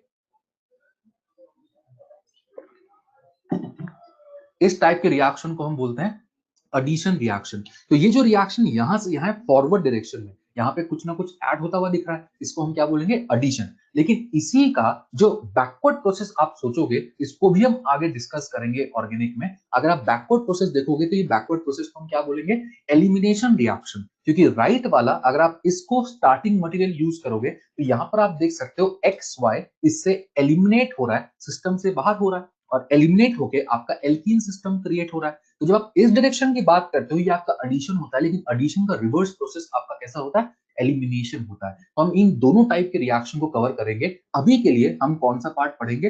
एडिशन, और फिर हम बाद में एलिमिनेशन रिएक्शन को भी कवर करेंगे। इतना क्लियर? चलो अब यहाँ पर सबसे पहले हम देखते हैं इलेक्ट्रोफिलिक एडिशन रिएक्शन के बारे में, ठीक है, जो हमारा पहला टॉपिक है। इलेक्ट्रोफिलिक एडिशन रिएक्शन में अगर हम मैकेनिज्म की बात करें कि यहाँ पर मैकेनिज्म किस तरीके से होता है, तो यहाँ पर आप देख सकते हो हमने सबस्ट्रेट लिया एल्कीन। मेरा जो रिएक्टेंट है, one of the reactants is alkene. और यहाँ पर जब हम इस मैकेनिज्म की बात करते हैं कि यहाँ पे प्रोडक्ट कैसे बनता है, एडिशन कैसे होता है, ये सब हम डिटेल यहाँ पर डिस्कस करेंगे। तो जब हम इलेक्ट्रोफिलिक एडिशन रिएक्शन टॉपिक की बात करते हैं, यहाँ पर हम दो टाइप के मैकेनिज्म से डील करेंगे। पहला mechanism, when electrophile does not have lone pair, और electrophile does not have lone pair में आप देख सकते हो हमने यहाँ पर क्या लिखा है, H प्लस। एग्जाम्पल है जैसे H प्लस, ठीक है। H प्लस में आप देखोगे कोई लोन पेयर प्रेजेंट नहीं है, तो हम इस टाइप के इलेक्ट्रोफाइल को यहाँ पर डील कर रहे हैं जिसके पास लोन पेयर प्रेजेंट नहीं है, ठीक है। अब यहाँ पर देखो, मान लो मेरे पास एल्कीन है। अब जब भी आप ऑर्गेनिक रिएक्शन में किसी भी मैकेनिज्म के बारे में एक बार आइडिया लगाने की कोशिश करते हो, तो मैक्सिमम केसेस में what you need to visualise कि वहां पर उस रिएक्शन में कौन न्यूक्लियोफाइल जैसा बिहेव करेगा और कौन इलेक्ट्रोफाइल जैसा बिहेव करेगा। क्योंकि जब भी आपका रिएक्शन हो रहा होगा उसमें कोई आपका इलेक्ट्रोफिलिक पार्ट होगा और कोई न्यूक्लियोफिलिक पार्ट होगा। तो पहले अगर मुझे कुछ भी समझ में नहीं आया रिएक्शन में, तो ढूंढो कौन न्यूक्लियोफाइल कौन इलेक्ट्रोफाइल। तो यहाँ पर आप देख सकते हो मेरे पास एल्कीन प्रेजेंट है, और जब मैं एल्कीन की बात करता हूँ, मैंने आपको न्यूक्लियोफाइल की कैटेगरी में इसको लिखाया था। एल्कीन, एल्काइन, बेंजीन, ये सब पाई इलेक्ट्रॉन डोनर होते हैं और ये एज अ न्यूक्लियोफाइल बिहेव करते हैं। यस, याद आया चीज? तो एल्कीन एल्काइन बेंजीन कैसे होता है, न्यूक्लियोफाइल, और ये अपने पाई इलेक्ट्रॉन्स को डोनेट करते हैं। सपोज अगर मैं इस एल्कीन की बात करूं, तो एल्कीन में ये जो पाई बॉन्ड है ना, ये पाई बॉन्ड आपको पता है साइडवेज ओवरलैपिंग से बनता है। साइडवेज ओवरलैपिंग से बनता है। तो जब मैं पाई इलेक्ट्रॉन्स की बात करता हूं, तो पाई इलेक्ट्रॉन्स आपके रिलेटिवली लूजली बाउंड होते हैं। पाई इलेक्ट्रॉन्स आपके रिलेटिवली फर्दर अवे होते हैं from the nucleus compare to sigma bond electron. Sigma bond मतलब इन दो न्यूक्लियस के बीच में है, और जब आप पाई इलेक्ट्रॉन्स की बात करते हो, ये रिलेटिवली फार होते हैं न्यूक्लियस से, जिसके वजह से हम बोलते हैं pi electrons are loosely bound. और पाई इलेक्ट्रॉन्स लूजली बाउंड होने की वजह से एल्कीन एल्काइन जो होते हैं वो अपने पाई इलेक्ट्रॉन्स को डोनेट कर पाते हैं, और ये एज अ न्यूक्लियोफाइल बिहेव करते हैं। और इसलिए हम बोलते हैं कि एल्कीन एल्काइन जो सिस्टम है आपका, ये आपका यहाँ पर क्या है, ये आपका न्यूक्लियोफाइल है, ठीक है। ये आपका न्यूक्लियोफाइल है, और न्यूक्लियोफाइल में भी ये अपने कौन से इलेक्ट्रॉन्स को डोनेट करता है, पाई इलेक्ट्रॉन्स को। तो ये आपका पाई इलेक्ट्रॉन डोनर हो गया पहला पार्ट। ये तो मुझे ये समझ में आना चाहिए कि एल्कीन एल्काइन तो न्यूक्लियोफाइल होगा। अगर एल्कीन एल्काइन न्यूक्लियोफाइल है, इसको रिएक्ट करने के लिए साथ में क्या चाहिए, एक इलेक्ट्रोफाइल, क्योंकि अगर इलेक्ट्रॉन रिच पार्ट है तो इलेक्ट्रॉन डेफिशिएंट पार्ट भी चाहिए होगा। इसलिए आप देख सकते हो साथ में हमने क्या लिया, इलेक्ट्रोफाइल लिया। तो मेरे पास एक न्यूक्लियोफाइल आ गया, मेरे पास इलेक्ट्रोफाइल आ गया। पहला काम तो मुझे समझ में आता है। अब सेकेंड पार्ट, जब इनमें रिएक्शन होगा तो कौन अपने इलेक्ट्रॉन को प्रोवाइड करेगा, जो न्यूक्लियोफाइल होगा वो अपने इलेक्ट्रॉन को प्रोवाइड करेगा इलेक्ट्रोफाइल को, जो इलेक्ट्रॉन रिच पार्ट होगा वो अपने इलेक्ट्रॉन को प्रोवाइड करेगा इलेक्ट्रॉन डिफिशिएंट पार्ट को। तो पहला चीज आइडेंटिफाई करने के बाद कि कौन न्यूक्लियोफाइल कौन इलेक्ट्रोफाइल, सेकेंड पार्ट होता है इलेक्ट्रॉन का मूवमेंट। इलेक्ट्रॉन का जब आप मूवमेंट कराओगे तो इलेक्ट्रॉन मूव कहां से कहां करेगा, न्यूक्लियोफाइल से इलेक्ट्रोफाइल, इलेक्ट्रॉन रिच से इलेक्ट्रॉन डेफिशिएंट। तो एल्कीन अपने पाई इलेक्ट्रॉन्स को डोनेट करेगा इस इलेक्ट्रोफाइल को, यही मीनिंग है। और ये एरो यही इंडिकेट करता है, ये अपने पाई इलेक्ट्रॉन्स को डोनेट करेगा इस ई प्लस को, दैट इज इलेक्ट्रोफाइल को। और जब ये अपने पाई इलेक्ट्रॉन्स को यहाँ पे डोनेट करता है इस ई प्लस को, तो हमें यहाँ पर एक ऐसा स्ट्रक्चर ऑब्जर्व होने लगता है। यहाँ पर एक कार्बोकेटाइन बन गया। एल्कीन जब अपने पाई इलेक्ट्रॉन्स को डोनेट किया तो उसका पाई बॉन्ड ब्रेक हो चुका है, ई का बॉन्ड यहाँ पे बन चुका है कार्बन के साथ, और मुझे यहाँ पर प्लस ऑब्जर्व होने लगता है, दैट इज कार्बोकेटाइन ऑब्जर्व होने लगता है। अब ये यहाँ पर कैसे बना, इसको समझने का जो एक आसान तरीका है, ठीक है, वो इस तरीके से है कि एल्कीन जब अपने पाई इलेक्ट्रॉन्स को डोनेट करेगा, मतलब मुझे इसके पाई बॉन्ड को तोड़ना है। पाई इलेक्ट्रॉन्स देगा तभी तो दे पाएगा जब इसका पाई बॉन्ड टूटेगा। तो इसको समझने का ऐसे तरीका है कि मान लो अगर मैं इस पाई बॉन्ड को तोड़ के और बॉन्ड के दोनों इलेक्ट्रॉन इस राइट वाले कार्बन पे दे दिया, तो इस कार्बन पे मुझे क्या चार्ज दिखेगा। अगर मैंने बॉन्ड के दोनों इलेक्ट्रॉन राइट वाले कार्बन पे दे दिया तो मुझे नेगेटिव चार्ज दिखेगा, ये मुझे समझ में आता है। और अगर यहाँ नेगेटिव दिखेगा तो ये नेगेटिव इस ई पे जो पॉजिटिव है, ये नेगेटिव पॉजिटिव मिलके बॉन्ड बना लेगा, जैसा कि आप इस कार्बन पे देख सकते हो, नेगेटिव और ई पे जो पॉजिटिव था मिलके बॉन्ड बना चुका होगा। और जब ये बॉन्ड के इलेक्ट्रॉन्स इस साइड गए होंगे तो इस बीच वाले कार्बन का भी एक इलेक्ट्रॉन यहाँ जा चुका है, और एक इलेक्ट्रॉन यहाँ जाने का मतलब कि इस बीच वाले कार्बन पे मुझे क्या दिखेगा, पॉजिटिव चार्ज दिखेगा। तो आप इसको इजिली इस तरीके से समझ सकते हो, बट इस तरीके से माइनस प्लस आता नहीं है, ये डायरेक्टली अपने पाई इलेक्ट्रॉन्स को डोनेट करता है। अगर आपसे ये पूछेगा क्या इस एल्कीन में कार्बन या नेगेटिव या पॉजिटिव बनता है क्या, नहीं बनता। ये बस समझने का तरीका है कि मैंने पाई को इधर शिफ्ट किया तो नेगेटिव पॉजिटिव मुझे दिख गया, नेगेटिव पॉजिटिव मिलकर बॉन्ड बना दिया और बीच वाले कार्बन पे मुझे पॉजिटिव ऑब्जर्व हो गया। ये सबको समझ में आ गया? इतना स्टेप सबको क्लियर है? इतना क्लियर है कि फर्स्ट स्टेप कैसे किया हमने? ठीक है। अब यहाँ पर एक चीज समझो, ये जो पहला स्टेप मैंने यहाँ पर किया, अब यहाँ पर अब आप याद क्या रखोगे? ठीक है, आपको याद क्या करना है कि EAR के मैकेनिज्म में फर्स्ट स्टेप क्या होता है? Pi bond break, add E and form plus. आप देखोगे तो इस एल्कीन में हमने पाई बॉन्ड को तोड़ा, एक साइड ई लगाया और एक साइड प्लस बनाया। तो इसको रट लो क्योंकि हम क्वेश्चंस के लिए यही यूज करेंगे जो मैं लास्ट में तरीका बताऊंगा। पाई बॉन्ड ब्रेक करके एक साइड ई एक साइड प्लस लगाना है, इसको दिमाग में सेट करो। अब आप ये भी सोच सकते थे कि सर अगर हम पाई बॉन्ड को ब्रेक करेंगे तो मैंने ई और प्लस को जब लगाया तो आप ऐसे भी लगा सकते थे कि ई को बीच में लगाया और प्लस को राइट में लगा देते, ये भी तो पॉसिबिलिटी था। लेकिन इन दोनों में से हम उसको प्रेफर करेंगे जिसमें कार्बोकेटायन का स्टेबिलिटी ज्यादा होगा, हम कार्बोकेटायन वही क्रिएट करेंगे। तो इन दोनों स्ट्रक्चर में खुद आप आइडिया लगा सकते हो कि कौन सा ज्यादा स्टेबल कार्बोकेटायन बन रहा है, कौन सा हमें स्टेबिलिटी जिसका ज्यादा दिख रहा है। हम ये बोल सकते हैं कि this is more stable carbocation, ये मेरा कार्बोकेटायन ज्यादा स्टेबल है, इसलिए हम नीचे वाला स्ट्रक्चर नहीं क्रिएट करेंगे। तो जब आप पहले पार्ट में यूज करोगे पाई बॉन्ड ब्रेक करके एक साइड ई और एक साइड प्लस लगाना है, तो आपको प्लस वहां बनाना है जहां पे प्लस का स्टेबिलिटी ज्यादा होगा। ये चीज दिमाग में हमें होना चाहिए। ठीक है, ये इस मैकेनिज्म का फर्स्ट स्टेप हो गया। अब यहाँ पे जब प्लस बन रहा है तो इसके सेकेंड स्टेप में जो भी न्यूक्लियोफाइल प्रेजेंट होगा वो इस पॉजिटिव पे अटैक करके यहाँ पर एक और बॉन्ड क्रिएट कर चुका होगा। वो रिएक्शन में डिपेंड करता है क्योंकि पॉजिटिव मतलब इलेक्ट्रॉन डेफिशिएंट पार्ट है। तो अगर सिस्टम में कोई भी न्यूक्लियोफाइल होगा तो वो न्यूक्लियोफाइल इस पॉजिटिव पर अटैक करके यहाँ पर फाइनली मेरा प्रोडक्ट क्रिएट कर देगा। ठीक है, तो ये आप ओवरऑल रिएक्शन यहाँ पे ऑब्जर्व कर सकते हो। ये दोनों स्टेप सबको समझ में आ गए? अभी मैंने क्या किया अभी और बता रहा हूँ, ठीक है, अभी वेट करो। ये दोनों स्टेप सबको समझ में आ गया? तो यहाँ पर पहला स्टेप आपको क्या करना है?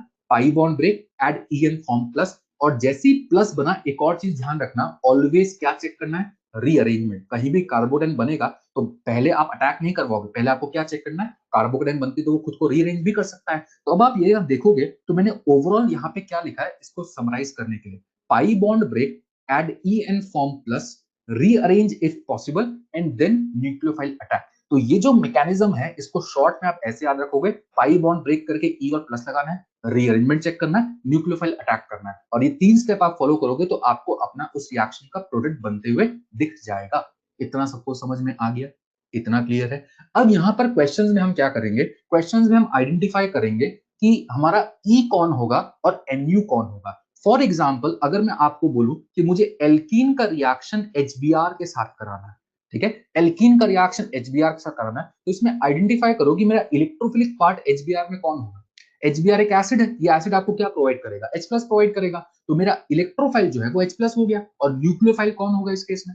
न्यूक्लियोफाइल कौन होगा इस केस में? Br माइनस हो गया। तो एक बार आपको E प्लस और Nu माइनस समझ में आ गया तो आपको प्रोडक्ट बनाना तो आता है। पहला स्टेप में एक को H और एक को प्लस बनाओगे, फिर रीअरेंजमेंट चेक करोगे और Br माइनस का अटैक करा के फाइनल प्रोडक्ट क्रिएट कर दोगे। तो हम बाद में क्वेश्चन में यही देखेंगे कि मेरा E प्लस और Nu माइनस वाला पार्ट वहां पर कौन हो सकता है, और फिर हम इस मैकेनिज्म का ये शॉर्टकट यूज करके डायरेक्टली प्रोडक्ट बनाएंगे। मैं बार बार इस तरीके से फिर हम उसको नहीं समझेंगे। ठीक है, तो ये जो राइट में मैंने लिखा है ये आपको याद रखना है और इसको ध्यान रखना है। अब इस रिएक्शन से रिलेटेड एक और पॉइंट हम या एक दो पॉइंट हम और डिस्कस करते हैं। पहला स्टेप आप देखोगे, पहला पॉइंट हमने क्या लिखा है? First step is the rate determining step या फिर आरडीएस ऑफ दिस रिएक्शन। जब आप आरडीएस की बात करते हो, rate determining step, chemical kinetics में पढ़ते हो कि रेट डिटरमाइनिंग स्टेप मतलब क्या होता है? उस रिएक्शन का सबसे स्लोएस्ट स्टेप होता है। तो यहाँ पे जो फर्स्ट स्टेप है ये आपका स्लोएस्ट स्टेप है इस रिएक्शन का। यहाँ पे आप दो स्टेप देख सकते हो, पहला और दूसरा। तो पहला स्टेप आपका स्लोएस्ट होता है। स्लोएस्ट होने का इतना आप आइडिया लगा सकते हो कि फर्स्ट स्टेप में बॉन्ड ब्रेक हो रहा है, फर्स्ट स्टेप में बॉन्ड ब्रेक हो रहा है, पाई बॉन्ड टूट रहा है, बॉन्ड ब्रेकिंग स्टेप है। और सेकेंड स्टेप में बॉन्ड फॉर्म हो रहा है। बॉन्ड ब्रेक करने के लिए आपको एनर्जी चाहिए होगा, उतना फास्ट नहीं होगा, लेकिन बॉन्ड फॉर्म तो बहुत फास्ट होगा क्योंकि ऑलरेडी आयंस क्रिएटेड है, पॉजिटिव नेगेटिव बना हुआ है, तो वो बहुत फास्ट आपस में बॉन्ड बना सकते हैं। तो आप खुद आइडिया लगा सकते हो कि फर्स्ट स्टेप और सेकंड स्टेप में रिलेटिवली स्लो प्रोसेस कौन सा होगा? Bond breaking step. और इसलिए हम यहाँ पर बोलते हैं कि फर्स्ट स्टेप जो है आपका, since it is bond breaking step, ये इस रिएक्शन का आरडीएस है, that is rate determining step, that is slowest step of this reaction. इतना सबको समझ में आ गया? इतना क्लियर है? और ये हम क्यों बोल सकते हैं? क्योंकि फर्स्ट स्टेप आपका जो है वो है बॉन्ड ब्रेकिंग स्टेप। इससे हम यहाँ पर आइडिया लगा सकते हैं। ठीक है, ये मेरा पहला पार्ट। दूसरा, कार्बोकेटाइन इंटरमीडिएट फॉर्म, तो यहाँ पर क्या पॉसिबल है, रीअरेंजमेंट पॉसिबल है, ये मुझे समझ में आना चाहिए। दूसरा पॉइंट। तीसरा तीसरा पॉइंट यहाँ पर देखो, अच्छा एक और पॉइंट यहाँ पर सुनो, यहाँ पर आप पहले स्टेप में देखोगे तो इलेक्ट्रोफाइल ऐड हो रहा है, और दूसरे स्टेप में कौन ऐड हो रहा है, दूसरे स्टेप में न्यूक्लियोफाइल ऐड हो रहा है, लेकिन रिएक्शन का नाम हमने क्या दिया, इलेक्ट्रोफिलिक एडिशन रिएक्शन, लेकिन ऐड तो इलेक्ट्रोफाइल और न्यूक्लियोफाइल दोनों हो रहा है। तो ये जो नेम आया यहाँ पर, ये एक्चुअली आरडीएस के रिस्पेक्ट में आया। जब हम आरडीएस स्टेप की बात करते हैं तो आरडीएस स्टेप में यहाँ पे कौन ऐड हो रहा है, आरडीएस स्टेप में यहाँ पे कौन ऐड हो रहा है, बोलो आरडीएस स्टेप में कौन ऐड हो रहा है, इलेक्ट्रोफाइल ऐड हो रहा है। इसलिए इस रिएक्शन को हम क्या बोल देते हैं, इलेक्ट्रोफिलिक एडिशन रिएक्शन। आरडीएस के स्टेप के रिस्पेक्ट में यहाँ पर हम इसको डिफाइन कर रहे हैं, ठीक है, तो इसलिए इसका नाम हो गया इलेक्ट्रोफिलिक एडिशन रिएक्शन। तो इस तरीके से हम ये चीज भी समझ सकते हैं। अब यहाँ पर नेक्स्ट पॉइंट पे आते हैं, इतना सबको समझ में आ गया। अब यहाँ पर नेक्स्ट पॉइंट पे आते हैं, क्वेश्चंस के लिए ये पार्ट भी हमें जरूरी होता है। रेट ऑफ ईआर आपको ये बोलता है कि इनमें ईआर का रेट कंपेयर करो, ठीक है, तो ईआर का रेट कंपेयर करने का जो तरीका है वो ये, जब हम रेट की बात करते हैं तो रेट डिपेंड करता है आरडीएस स्टेप पे, और इस रिएक्शन का फर्स्ट स्टेप आरडीएस है। तो इस आरडीएस स्टेप में आप देखोगे ये जो फर्स्ट स्टेप है इसमें दो चीज है, रिएक्टेंट साइड आपको एक एल्कीन दिख रहा है और राइट साइड आपको एक कार्बोकेटाइन दिख रहा है। तो जब हम रेट के बारे में सोचेंगे तो इसको ऐसे सोचेंगे, अगर एल्कीन का न्यूक्लियोफिलिसिटी ज्यादा है, मतलब एल्कीन पर अगर इलेक्ट्रॉन डेंसिटी ज्यादा है, तो जितना ज्यादा एल्कीन पे इलेक्ट्रॉन डेंसिटी होगा, एल्कीन को अपने इलेक्ट्रॉन्स को प्रोवाइड करना है, तो उसके पास जितना ज्यादा इलेक्ट्रॉन डेंसिटी होगा उतना वो फास्ट किसी इलेक्ट्रोफाइल पे अटैक करेगा, और फास्ट अगर इलेक्ट्रोफाइल पे अटैक करेगा तो मुझे रेट ऑफ रिएक्शन क्या दिखेगा, ज्यादा दिखेगा। सिंपल सा लॉजिक है। इसलिए आप देखोगे हमने यहाँ पर क्या लिखा है, न्यूक्लियोफिलिसिटी ऑफ एल्कीन, और न्यूक्लियोफिलिसिटी ऑफ एल्कीन का यहां पर क्या सेंस है, more electron density on alkene. Alkene पर अगर इलेक्ट्रॉन डेंसिटी ज्यादा होगा तो उसका अटैक फास्ट होगा और हमें रेट ज्यादा ऑब्जर्व होगा। तो एक कंसेप्ट ये होता है। दूसरा कंसेप्ट आप ये देखोगे कि आरडीएस स्टेप में कार्बोकेटाइन इंटरमीडिएट बन रहा है। अब ये सोचो कि अगर बनने वाला intermediate that is carbocation stable बन रहा होगा तो फास्ट बनेगा या स्लो बनेगा।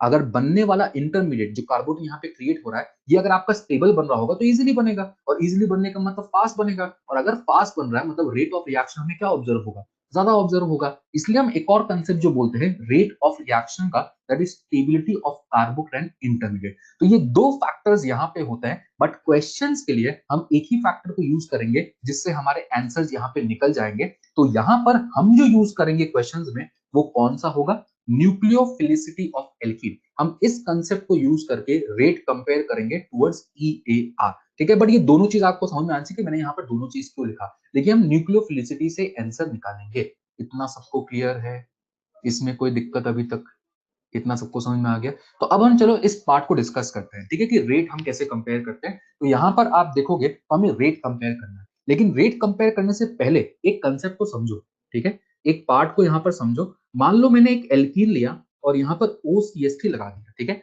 एल्कीन पर अगर OCH3 लगा दिया, क्या यहाँ पर रेजोनेंस हो रहा है, क्या यहाँ पर रेजोनेंस हो रहा है, यस रेजोनेंस हो रहा है। रेजोनेंस कहां से होगा, ये ऑक्सीजन के पास लोन पेयर है, रेजोनेंस होगा लोन पेयर से पाई के टूवर्ड्स। अब अगर रेजोनेंस लोन पेयर से पाई के टूवर्ड्स होगा तो क्या मैं ये बोल सकता हूं कि ऑक्सीजन अपने लोन पेयर को डोनेट करके इस एल्कीन पर इलेक्ट्रॉन डेंसिटी बढ़ा रहा है, सोचो, क्या ऑक्सीजन अपने लोन पेयर को डोनेट करके इस एल्कीन पर इलेक्ट्रॉन डेंसिटी बढ़ा रहा है, और अगर ये अपने लोन पेयर को थ्रू रेजोनेंस डोनेट करके एल्कीन पर इलेक्ट्रॉन डेंसिटी बढ़ा रहा है, तो क्या मैं ये भी बोल सकता हूं कि ये अपना प्लस एम इफेक्ट से एल्कीन के इलेक्ट्रॉन डेंसिटी को बढ़ा रहा है, बोल सकते हैं ये अपना प्लस एम इफेक्ट से एल्कीन पर इलेक्ट्रॉन डेंसिटी बढ़ा रहा है। तो अगर आपको ऐसा कोई ग्रुप डायरेक्टली अटैच दिखा, तो प्लस एम ग्रुप अगर लगा हुआ है, वो इलेक्ट्रॉन डेंसिटी एल्कीन पर अगर बढ़ा रहा है तो एल्कीन का न्यूक्लियोफिलिसिटी बढ़ रहा है, वो फास्ट अटैक करेगा। तो यही हमारा मतलब होता है कि ऐसे ग्रुप जो एल्कीन पर इलेक्ट्रॉन डेंसिटी बढ़ाएंगे उस एल्कीन के रिएक्शन को फास्ट कैरी फॉरवर्ड कराएंगे, ठीक है। तो ये इसका एक सेंस हो गया। मान लो अगर मैं आपसे ऐसा पूछता, अगर डबल बॉन्ड के साथ मैंने CH3 लगा दिया, ठीक है, डबल बॉन्ड के साथ CH3 लगा दिया, क्या यहाँ पर हाइपर कॉन्जुगेशन फिनोमेनन ऑब्जर्व होगा, हाइपर कॉन्जुगेशन होगा या नहीं होगा, एल्कीन सिस्टम है ना, एल्कीन में तो अल्फा एच हाइपर कॉन्जुगेशन होगा। और अगर हाइपर कॉन्जुगेशन होगा तो अगर आपको ध्यान हो हाइपर कॉन्जुगेशन में करते क्या थे, हाइपर कॉन्जुगेशन में ये CH सिग्मा बॉन्ड के इलेक्ट्रॉन्स को मूव करते थे टुवर्ड्स पाई, ये तो तरीका था हाइपर कॉन्जुगेशन करने का। विच मीन्स ये जो CH3 है ये अपना प्लस एच इफेक्ट लगा के यहाँ पर इस एल्कीन के इलेक्ट्रॉन डेंसिटी को इंक्रीज कर रहे हैं। यहाँ पे ये प्लस एम से इंक्रीज कर रहा था, लेकिन वहां पे वो प्लस एच से इंक्रीज कर रहा है। इसी तरीके से कुछ लोग हाइपर कॉन्जुगेशन करते थे, तो अगर कोई प्लस एच इफेक्ट ग्रुप या फिर एल्काइल ग्रुप लगा हुआ है तो वो भी एल्कीन के इलेक्ट्रॉन डेंसिटी को क्या करेगा, इंक्रीज करेगा। तो हमें क्वेश्चन में इस तरीके से विजुलाइज करना होता है कि कहां पर कौन से ग्रुप लगे हैं, उनका कौन सा इफेक्ट लग रहा होगा, एल्कीन पे इलेक्ट्रॉन डेंसिटी बढ़ रहा होगा या कम हो रहा होगा। फॉर एग्जाम्पल अगर मैं इस पहले क्वेश्चन की बात करूं, इस पहले क्वेश्चन में देखो क्या अब समझ में आता है कि किसमें इलेक्ट्रॉन डेंसिटी सबसे ज्यादा होगा। अगर हम यहां पर देखेंगे तो इसका कौन सा इफेक्ट लगेगा, प्लस एच, दो एल्काइल ग्रुप है। अगर आप सेकंड स्ट्रक्चर में देखोगे इसका प्लस एच, और यहाँ पर थर्ड में कोई प्लस एच नहीं है, तो आप खुद सोच सकते हो कि किसमें प्लस एच इफेक्ट सबसे ज्यादा है फर्स्ट केस में। तो फर्स्ट केस में एल्कीन का न्यूक्लियोफिलिस सबसे ज्यादा होगा, तो हमारा रेट क्या दिखेगा मुझे यहाँ पर, A B then C, A B then C. समझ में आता है इतना, तो बस हम इस तरीके से निकाल सकते हैं। अगले पे आओ, अगले में यहाँ पे इस एल्काइल ग्रुप का कौन सा इफेक्ट लग रहा है, अगले में एल्काइल ग्रुप को कौन सा इफेक्ट लग रहा है, यहाँ पे एच इफेक्ट, यहाँ पे प्लस एच, यहाँ पे प्लस एच। यहाँ पे आप देखोगे इसका तो प्लस एच है, लेकिन नीचे कौन सा है, ऑक्सीजन का कौन सा इफेक्ट लगेगा, यहाँ पर प्लस एम इफेक्ट लगेगा, क्योंकि ये तो लोन पेयर के थ्रू बढ़ाएगा। अब थर्ड में देखोगे तो यहाँ पे तो प्लस एच है, लेकिन यहाँ पे क्या लग गया, माइनस एम लग गया ना, ये तो विड्रॉ करेगा। तो अब आप खुद ऑर्डर फ्रेम कर सकते हो, खुद ऑर्डर फ्रेम करोगे तो यहाँ पे क्या दिख रहा है, सबसे ज्यादा किसका होगा, बी का, उसके बाद ए का, उसके बाद सी का। ठीक है, लेकिन ये भी समझ में आना चाहिए कि प्लस एच या प्लस एम इफेक्ट जब हम बात करते हैं तो प्लस एम इफेक्ट का लगने के लिए वहां पे कॉन्जुगेशन होना जरूरी है। ठीक है, अगर आपको कोई ऐसा दे देना कि यहाँ पे CH2OCH3 लगा दिया, CH2OCH3, ठीक है, अब OCH3 का प्लस एम लग रहा है, क्या अब OCH3 का प्लस एम लग रहा है, नहीं लग रहा, अब तो इसका कौन सा इफेक्ट लगेगा, माइनस आई लगेगा। तो आपको पता होना चाहिए कि एम इफेक्ट मतलब वहां पर कॉन्जुगेशन होगा तभी वहां पर एम इफेक्ट लगेगा, वरना एम इफेक्ट एप्लीकेबल नहीं होगा। तो उतना आपको विजुअलाइज क्वेश्चन भी करना आना चाहिए। ठीक है, तो यहाँ पर हम ऐसे कंपेरिजन कर सकते हैं। अब नेक्स्ट पे आते हैं, इस ऊपर वाले का आंसर बताओ, बहुत इजी क्वेश्चन है, डायरेक्टली ग्रुप्स के इफेक्ट्स को विजुअलाइज अगर आप कर सकते हो तो यहाँ पर आप निकाल सकते हो आंसर।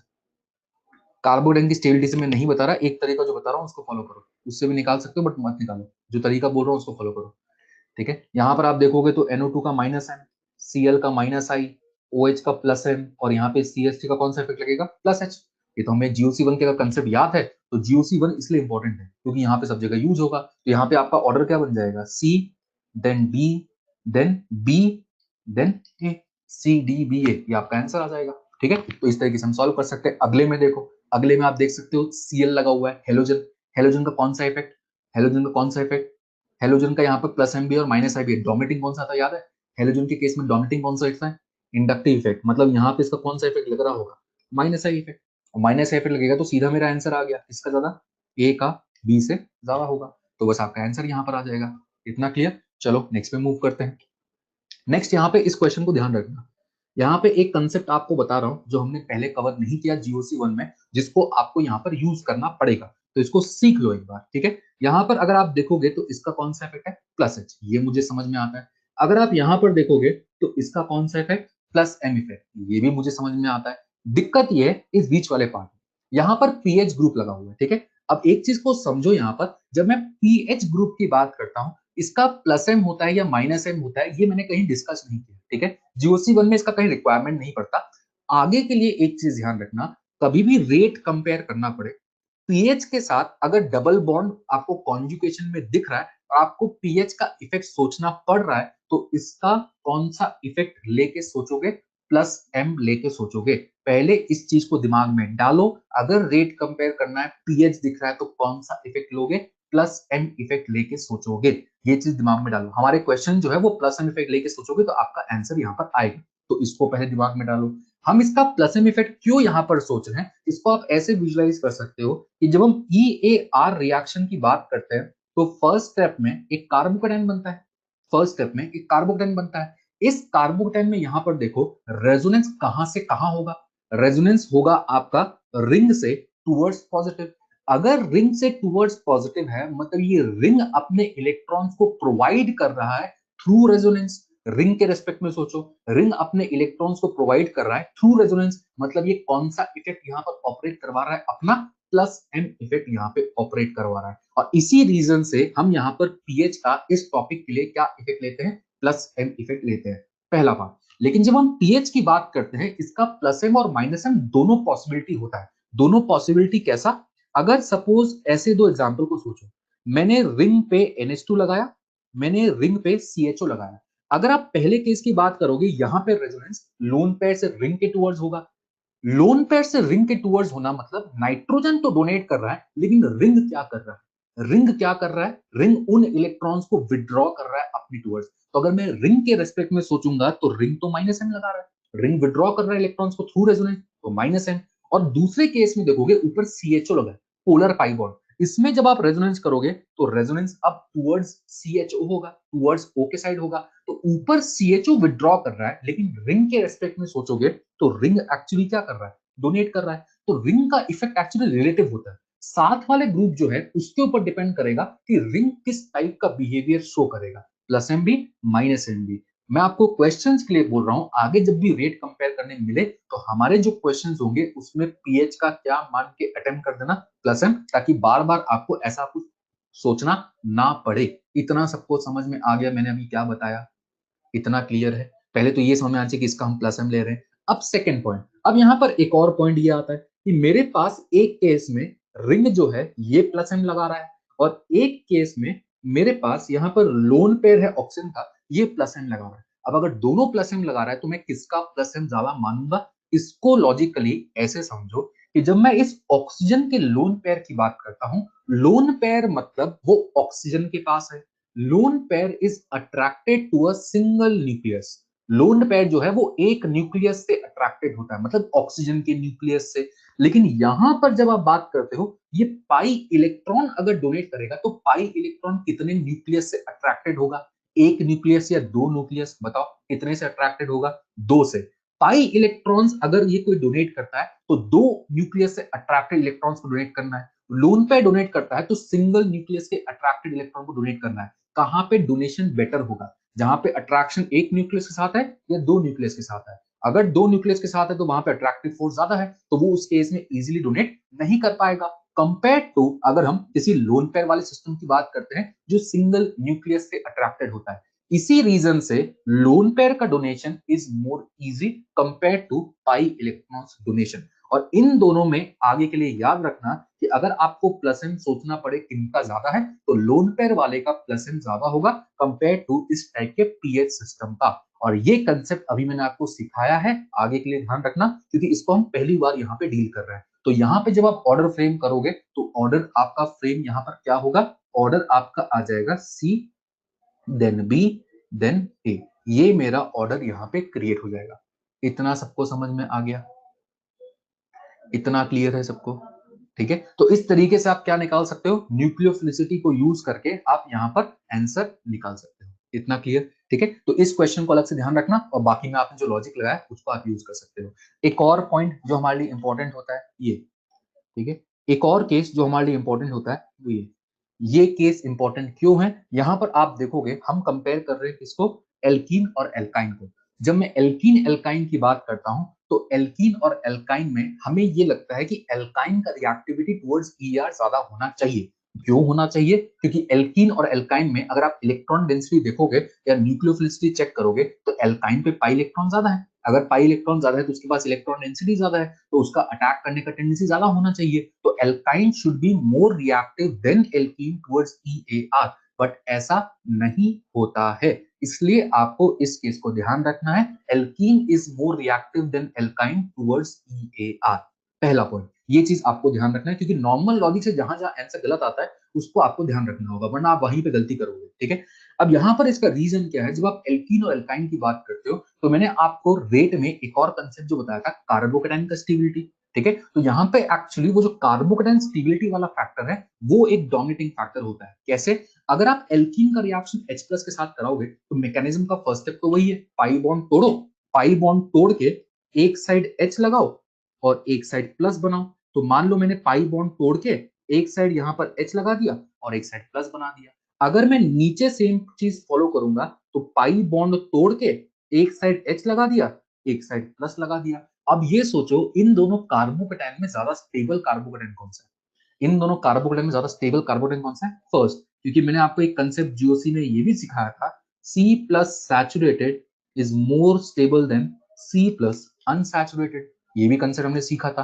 तो यहाँ पर आप देख सकते हो कि फर्स्ट का स्टेबिलिटी किससे ज्यादा है, सेकेंड से ज्यादा है। तो फर्स्ट का स्टेबिलिटी सिंस सेकंड से ज्यादा है, तो फर्स्ट वाला कार्बोकेटाइन आपका इजीली फॉर्म होता है और उस केस में हमें रेट ऑफ रिएक्शन ज्यादा ऑब्जर्व होता है। और फर्स्ट वाला कार्बोकेटाइन किसके रिएक्शन से बन रहा है, एल्कीन से। तो यहां पर कंसेप्ट आपका कार्बोकेटाइन स्टेबिलिटी से आंसर आता है और इसलिए हमें इसे ध्यान रखना है कि अगर एल्कीन एल्काइन में कोई रिएक्टिविटी पूछेगा तो alkene is more reactive than alkyne towards EAR। इतना सबको समझ में आ गया, ये याद रख लोगे, ठीक है। तो इसको अलग से बस ध्यान रख लेना और बाकी जगह जो मैंने आपको कंपैरिजन बताया उसको यूज करके आप कंपैरिजन इजीली कर सकते हो। क्लियर? चलो ये हो गया मेरा EAR का रिएक्टिविटी वाला पार्ट। अब नेक्स्ट पार्ट में मूव करते हैं। नेक्स्ट आप यहां पर देखोगे तो हमने एक हेडिंग लिखा है स्टीरियोकेमिस्ट्री ऑफ रिएक्शन। EAR की हम स्टीरियोकेमिस्ट्री की बात कर रहे हैं, ठीक है। स्टीरियोकेमिस्ट्री को कैसे रिलेट करते हैं यहां पर देखो, एक स्टेटमेंट हमने लिखा है, when a reactant that does not have a chiral centre. ये मेरा यहाँ रिएक्टेंट है, क्या इस रिएक्टेंट के पास कोई कायरल सेंटर दिख रहा है? नहीं दिख रहा। तो स्टेटमेंट को रिलेट करते चलना, when a reactant that does not have a chiral centre undergoes an addition reaction and forms a product with one chiral centre. इसका रिएक्शन आपने E प्लस के साथ कराया, मैकेनिज्म वही, पाई बॉन्ड तोड़ा, एक साइड E एक साइड प्लस लगाया। मान लो रीअरेंजमेंट नहीं हो रहा तो नेक्स्ट स्टेप में न्यूक्लियोफाइल अटैक करवा दिया, तो आपको फाइनली ये प्रोडक्ट यहाँ पर बनता हुआ दिखेगा। और आप इस प्रोडक्ट में देख सकते हो क्या डेवलप हो गया, एक chiral center. When a reactant that does not have a chiral center undergoes an addition reaction and forms a product with one chiral center. तो ये स्टेटमेंट आपको इस एग्जांपल से समझ में आना चाहिए। तो ऐसे केस में आपका क्या क्रिएट होता है, रेसिमिक मिक्सचर का फॉर्मेशन होता है। ऐसे केसेस में रेसिमिक मिक्सचर का फॉर्मेशन होता है। कैसे? यहां पर इस कार्बोकेटाइन को चेक करो, क्या ये कार्बोकेटाइन sp2 हाइब्रिडाइज्ड है? कार्बोकेटाइन sp2 हाइब्रिडाइज्ड है और sp2 मतलब होने का हो गया कि ये ट्राइगोनल प्लेनर है। तो अगर मैं इस कार्बोकेटाइन का स्पेस में ओरिएंटेशन शो करूं तो ये कुछ ऐसा आपको दिखना चाहिए। दैट इज ये कार्बोकेटाइन आपका sp2 हाइब्रिडाइज्ड है। इसको मैंने इस प्लेन में ड्रॉ किया है, ठीक है। इस प्लेन में ये जो वर्टिकल वैलेंसी है ये आपका r हो गया।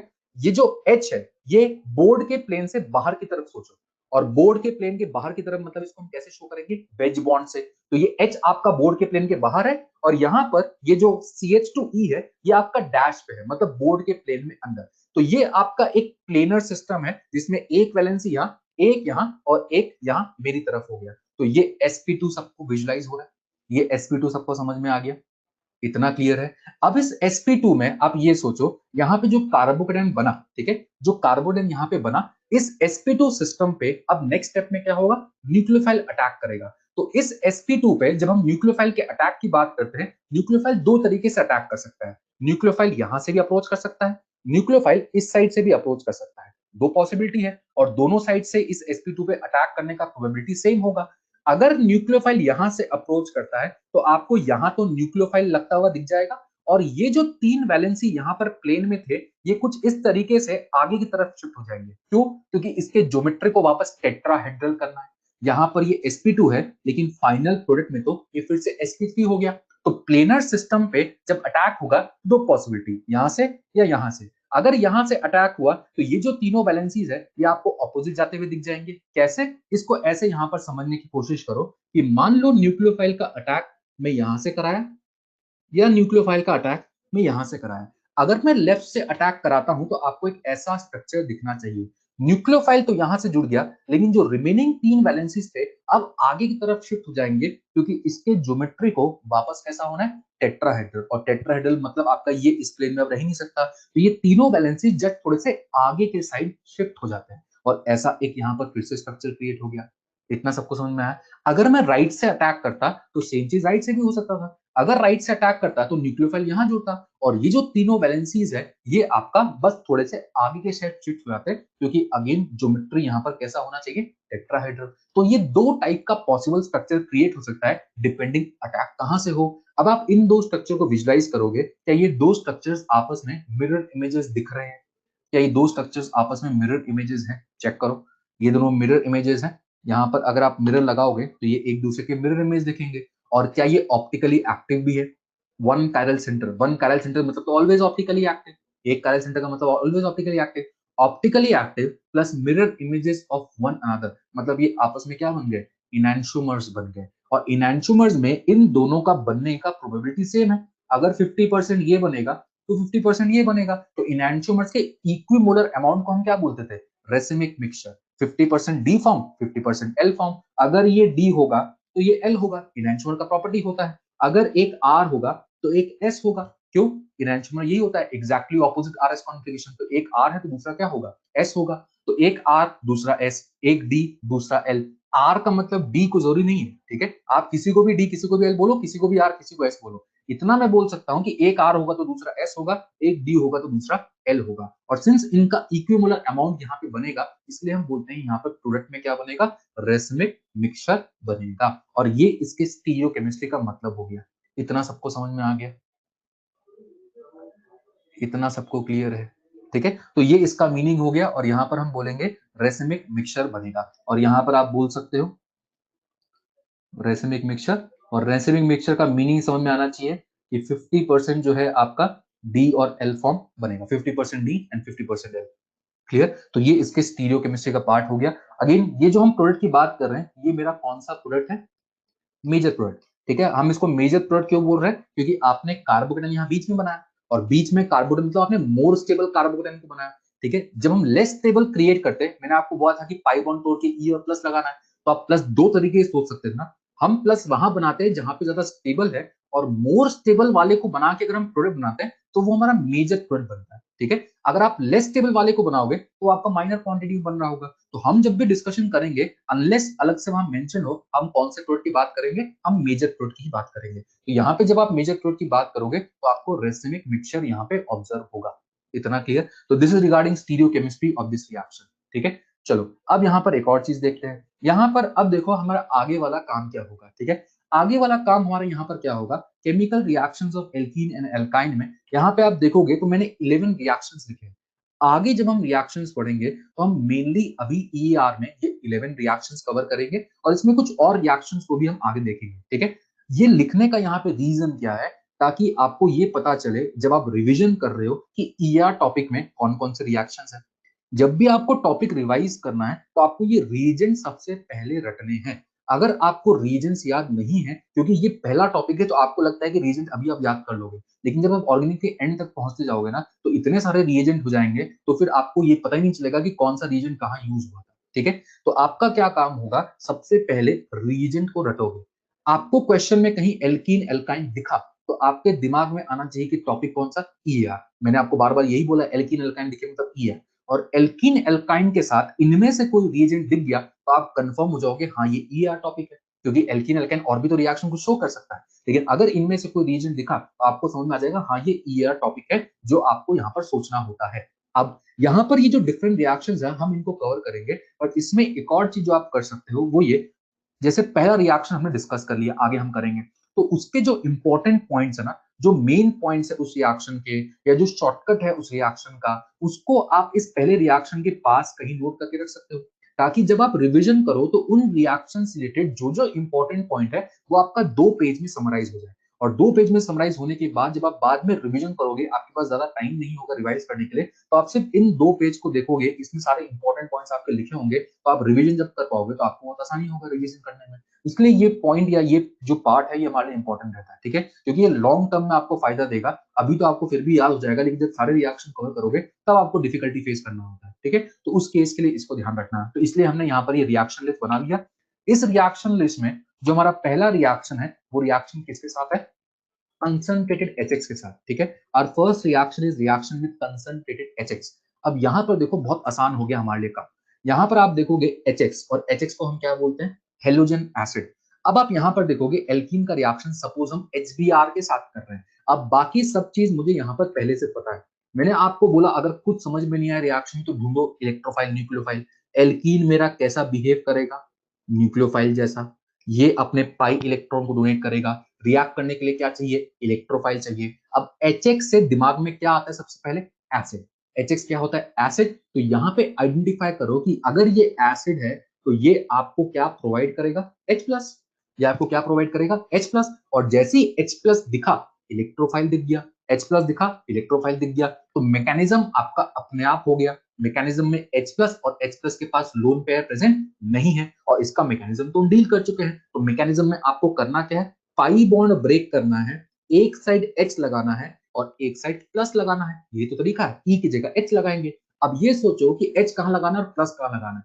प्लस वहां बनाओगे जहां पे प्लस का स्टेबिलिटी ज्यादा है। तो इस केस में प्लस का स्टेबिलिटी ज्यादा कहां पे होगा, बीच वाले कार्बन पे। तो पाई बॉन्ड तोड़ा, एक साइड H लगाया, एक साइड प्लस बनाया। सेकेंड स्टेप मैंने क्या बोला, रीअरेंजमेंट चेक करो। तो यहाँ पर रीअरेंजमेंट पॉसिबल नहीं है। और थर्ड स्टेप में न्यूक्लियोफाइल अटैक। तो अब आप ये सोचो कि HBr में इलेक्ट्रोफाइल आपका H+ था, तो मेरा न्यूक्लियोफाइल यहाँ पे कौन बिहेव करेगा, Br-, जो सेकेंड स्टेप में अटैक करेगा।